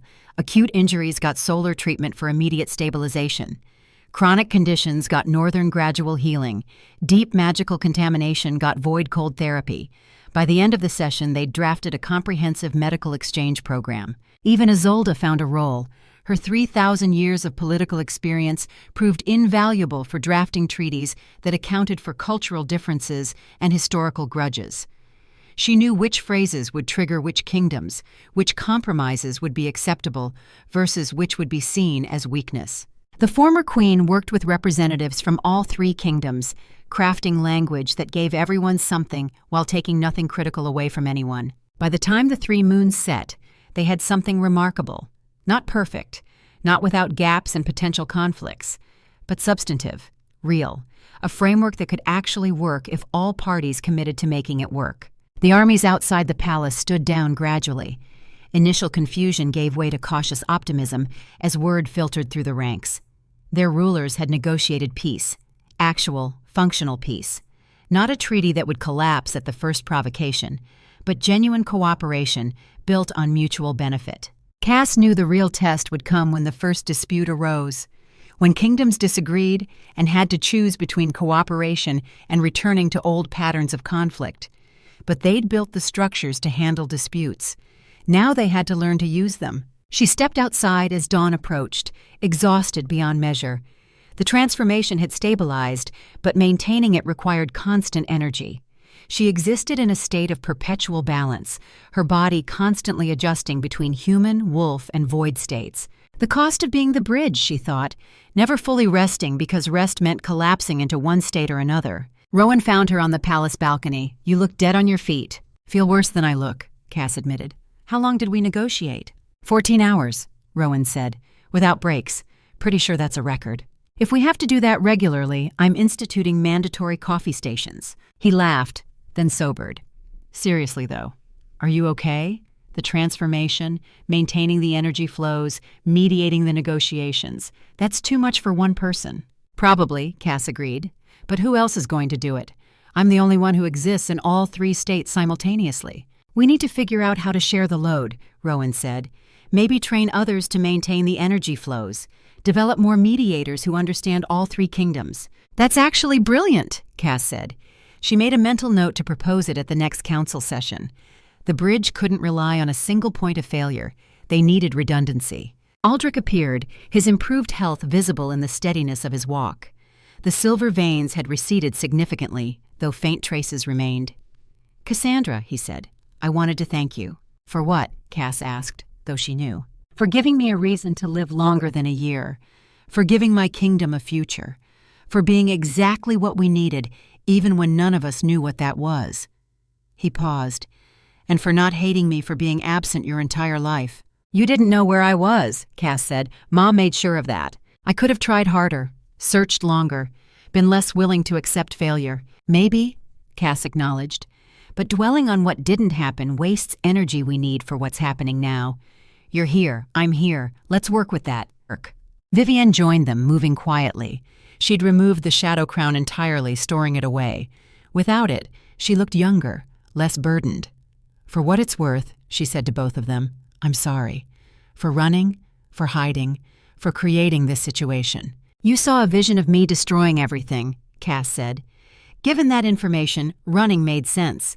It didn't work out the way you planned, but your intentions were protective." "Still," Vivienne said, "I robbed you of 26 years with your father, robbed him of watching you grow up, robbed both of you of each other." "Yes," Cass said simply, "you did, and we'll all have to live with that. But standing here being angry about it doesn't change the past. So what do we do with the present?" Vivienne looked at Aldrich. "The broken mate bond. It's healing, but slowly. The damage goes deep. We could attempt a rebonding ceremony, start fresh." Aldrich was quiet for a long moment. "Elena, I don't know if I can trust you that way again. The bond nearly killed me. I'm not sure I'm willing to risk that vulnerability a second time." "Fair," Vivienne said, and she looked genuinely accepting of that answer. "Then we proceed as parents who care about their daughter but maintain separate lives. We can still cooperate without being bonded." Cass watched her parents navigate their complicated relationship with something like hope. They weren't rushing to fix everything. They were being honest about limitations while remaining open to possibilities. That seemed healthy. The three of them stood together, watching the sunrise paint the sky in colors that shouldn't exist together, but somehow did. A broken family beginning to heal through patience and realistic expectations rather than magical fixes. Behind them, the palace transformed from war room back into diplomatic center. The maps of division were being redrawn as maps of connection. Trade routes replacing battle lines. Cultural exchange programs replacing military occupation zones. It would take years to fully implement, probably decades to make it feel natural rather than forced. But they were beginning, and beginning was everything. The first weeks were chaos. Every kingdom testing boundaries, probing for advantage while maintaining the facade of cooperation. Cass mediated 17 disputes in the first month alone, everything from trade route disagreements to cultural insults that nearly triggered duels. By the third month, patterns emerged. Representatives learned which issues could be resolved quickly and which required extended negotiation. The Bridge Hall Protocols took shape through trial and error, building a body of precedent that would guide future generations. 6 months in, the framework had stabilized enough that Cass could breathe without constantly worrying the entire system would collapse. The initial agreements had held, but implementing them revealed complications nobody had anticipated. The Winter Palace transformation into Bridge Hall required extensive magical and physical renovation. Cass worked with architects from all 3 kingdoms to create spaces that felt neutral rather than favoring any single culture. Northern ice aesthetics had to coexist with Solar Court's warm golden light and Void Territory's comfortable shadows. They settled on an adaptive design where different sections of the palace shifted between styles based on who was present. It required constant magical maintenance, which Cass delegated to a rotating team of mages from all 3 kingdoms, her first successful load sharing. The joint military patrols proved both more successful and more problematic than anticipated. Warriors from different kingdoms bonded quickly when facing external threats, exactly as predicted. But cultural differences in combat doctrine led to friction during non-combat periods. Northern wolves fought as coordinated packs with clear hierarchies. Solar Court favored individual glory and flashy displays of power. Void forces used guerrilla tactics and psychological warfare. Getting them to respect each other's approaches without abandoning their own identities required constant mediation. Rowan took point on military integration, developing training modules that taught all 3 doctrines as valid approaches to different situations. Pack coordination for open warfare, individual initiative for duels and challenges, guerrilla tactics for asymmetric conflicts. Warriors who completed the full program emerged as tactical polyglots, able to adapt to any situation. The medical exchanges revealed that cross-kingdom healing was more effective than any single tradition.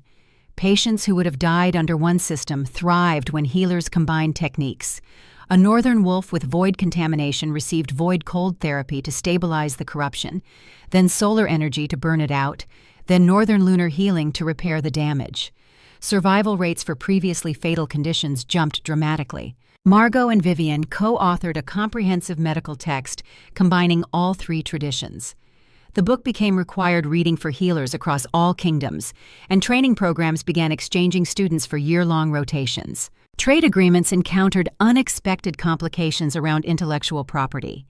Solar Court had developed unique glass-making techniques using concentrated light.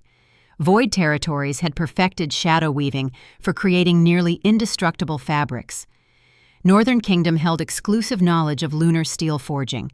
Each kingdom wanted access to the other's techniques without giving up their own advantages. Cass suggested a compromise modeled on academic research. Share the knowledge but respect attribution. Allow kingdoms to profit from their innovations while making the techniques available for the common good. It took 3 months of negotiation, but they developed a framework for intellectual exchange that satisfied all parties. The first truly collaborative project was a set of armor that combined northern lunar steel, Solar Court enchanted glass, and void shadow weaving. Nearly indestructible, lightweight, and adaptive to different combat situations. Warriors from all 3 kingdoms immediately wanted sets. Cultural exchange proved the most challenging and most rewarding aspect. When Solar Court musicians performed in the Northern Kingdom, the temperature differences in their instruments created new sounds that fascinated both cultures. When Northern poets recited in Void Territories, the darkness amplified their words in unexpected ways. When Void shadow dancers performed in Solar Court, the interplay of light and darkness created art nobody had imagined possible. Young people from all 3 kingdoms began deliberately traveling to learn from other cultures. A generation was emerging that saw the divisions as historical curiosities rather than eternal truths. But there were setbacks. A northern pack killed a Solar Court diplomat in a territory dispute that escalated faster than anyone could intervene. For 3 weeks, the entire framework teetered on the edge of collapse. Solarius demanded the pack's execution. Aldrich insisted on due process and proportional punishment. Cass mediated for days, ultimately proposing that the guilty wolves face justice under Northern law, but with Solar Court observers present to ensure fairness. The diplomatic's family would receive substantial compensation, and the pack would be assigned to a joint patrol unit where they'd work directly with Solar Court warriors. It wasn't perfect justice, but it prevented war. Both sides accepted it grudgingly, and the framework held. The Bridge Hall's main chamber evolved into something remarkable. A massive round table where representatives from all three kingdoms met weekly to address ongoing issues. No throne, no head of table, equals negotiating as partners.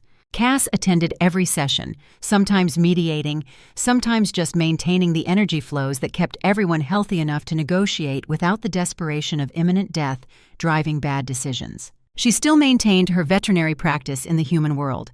The grounding was necessary. When negotiations became too abstract, too removed from practical reality, she'd spend a day treating sick cats and injured dogs. The straightforward nature of veterinary medicine kept her sane. The practice had expanded to include magical creatures. Familiar bonds that needed adjustment became a regular service. Wolves struggling with the transition from compulsory to chosen pack connections sought her help. Even the occasional void creature that wandered too close to the human world and needed relocation. She'd hired an assistant, a young wolf from the Northern Kingdom who'd been raised in the human world and wanted to bridge both realms professionally. Marcus was learning fast, and Cass could see him eventually taking over the clinic full-time, while she focused on larger diplomatic issues. Her apartment above the clinic remained her sanctuary, simple, human, no magical politics or kingdom conflicts, just a comfortable space where she could be Cassandra Morrison, veterinarian, instead of the Bridge who maintained the balance between three kingdoms. But increasingly, the two identities blurred. She was both. The veterinarian informed the diplomat. The understanding of how to treat individual animals in crisis translated directly to how to treat kingdoms in conflict. Triage principles, medication protocols, patient compliance issues, all of it applied at larger scale. Rowan had become more than a brother. He'd become her primary liaison with the Northern Kingdom and her closest friend. They'd developed an easy relationship built on mutual respect and shared dark humor about the absurdity of their situation. He visited the clinic regularly, sometimes helping with surgeries, sometimes just sitting in the waiting room reading while Cass worked. His presence was comfortable, undemanding.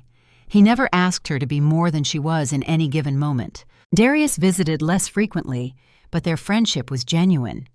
The blood contracts breaking had freed them both to discover who they actually were, rather than what magic demanded. He'd found he enjoyed teaching, and was developing a program to train young Solar Court mages in energy control. Several Northern and Void students had applied, and he'd accepted them without hesitation. When he did visit, they'd spar in her building's small gym, trading techniques from their respective traditions. Solar Flash countering Northern pack coordination, countering Void shadow movement. They were both getting better, learning from each other. Even the Void King proved surprisingly helpful. He'd taken an advisory role, showing up when complex Void mechanics needed explanation or when threats from the deep territories required assessment. His presence still unsettled everyone, but his knowledge was invaluable. He and Cass had developed a wary mutual respect. They disagreed on methods, but aligned on goals. Keep the kingdoms healthy. Prevent the devourers from breaking through. Build something that would last beyond any single generation's lifetime. Margot had returned to the human world but maintained connections to all three kingdoms. She'd established a clinic specifically for treating magical beings who needed to remain hidden from human authorities. Her decades of playing both sides had given her unique expertise that everyone valued, and Aldrich was healing. The mate bond's poison had drained away over months of careful energy work. The silver veins had faded to barely visible traces. He'd never be fully healthy again. The damage went too deep, but he would live. More importantly, he was living rather than just surviving. He'd stepped back from day-to-day governance, transitioning power to a council of advisors while maintaining his role as strategic overseer. The Northern Kingdom was discovering it functioned better with distributed leadership than with everything funneled through a dying king. Aldrich spent more time at the Bridge Hall and increasingly at Cass's veterinary clinic. He'd discovered he enjoyed working with animals, and his royal bearing made even the most aggressive dogs settle down. He'd started volunteering regularly, providing what he called administrative support, but was really just an excuse to spend time with his daughter without the pressure of kingdom business. Those were the moments Cass treasured most. Her father, teaching her wolf anatomy from a shifter's perspective. Her mother, stopping by to share void healing techniques Margot hadn't known. Rowan, making terrible jokes while assisting with surgeries. Her found family, building something real from the wreckage of prophecy and manipulation. Cass stood in her veterinary clinic on a Tuesday afternoon, examining a dog with a persistent cough, when Shadowfang appeared in the waiting room. He'd taken to visiting her in various forms, sometimes pup, sometimes full wolf, sometimes the young man who looked like Rowan. "Council meeting in an hour," he said. "Northern and Solar representatives are arguing about territorial fishing rights." "Tell them I'll be there in 30 minutes, Cass said. "Let me finish this exam first." The dog's owner looked between Cass and Shadowfang with wide eyes. "Don't worry," Cass said calmly. "He's with me. Now, about this cough. I think it's kennel cough, not pneumonia. Let me get you some medication." She finished the appointment with the same attention and care she'd always provided. The magical responsibilities hadn't changed her core identity. She was still a healer, still someone who believed in minimizing suffering and finding practical solutions, just operating on a somewhat larger scale now. An hour later, she sat in the Bridge Hall's main chamber, listening to Northern and Solar representatives debate fishing territories with the passion usually reserved for declarations of war. The issue was complex. Solar Court needed access to Northern waters for a specific type of fish that helped stabilize their sun magic. Northern packs needed the same fish for their own purposes. Both sides had legitimate claims. "What if," Cass suggested, "we establish a rotation system? Northern packs fish odd months, Solar Court fishes even months. You split the catch and share techniques for finding the fish more efficiently." Both sides considered. It wasn't perfect for either, but it was better than continued conflict. "Acceptable," the Northern representative said. "Agreed," the Solar representative confirmed. Another crisis averted through basic communication. Cass was building a catalog of solutions that could be applied across multiple disputes, patterns emerging from chaos. The meeting concluded, and Cass returned to her apartment above the veterinary clinic. She stood at the window, looking out at the city that had been her home for 26 years. 2 moons hung in the sky now. The third remained, but they'd merged partially, becoming something new. Silver and gold swirled together, with traces of red at the edges, a visible reminder that divisions could be healed without erasing distinctions. Her phone buzzed with a message from a regular client. "Emergency with a cat in labor. Complicated delivery." Cass grabbed her veterinary bag and headed for the door. Shadowfang appeared beside her in pup form. "Magical emergency or regular emergency?" he asked. "Regular," Cass said, "which means I can handle it without starting a diplomatic incident." He laughed and disappeared. Cass stepped out into the night, a veterinarian who happened to be a bridge between kingdoms, heading toward another emergency that needed solving. There would be more crises, more conflicts, more impossible choices. But she'd faced down ancient prophecies and cosmic horrors. She could handle angry diplomats and complicated deliveries. One problem at a time, one connection at a time. The bridge remained standing, and that was enough.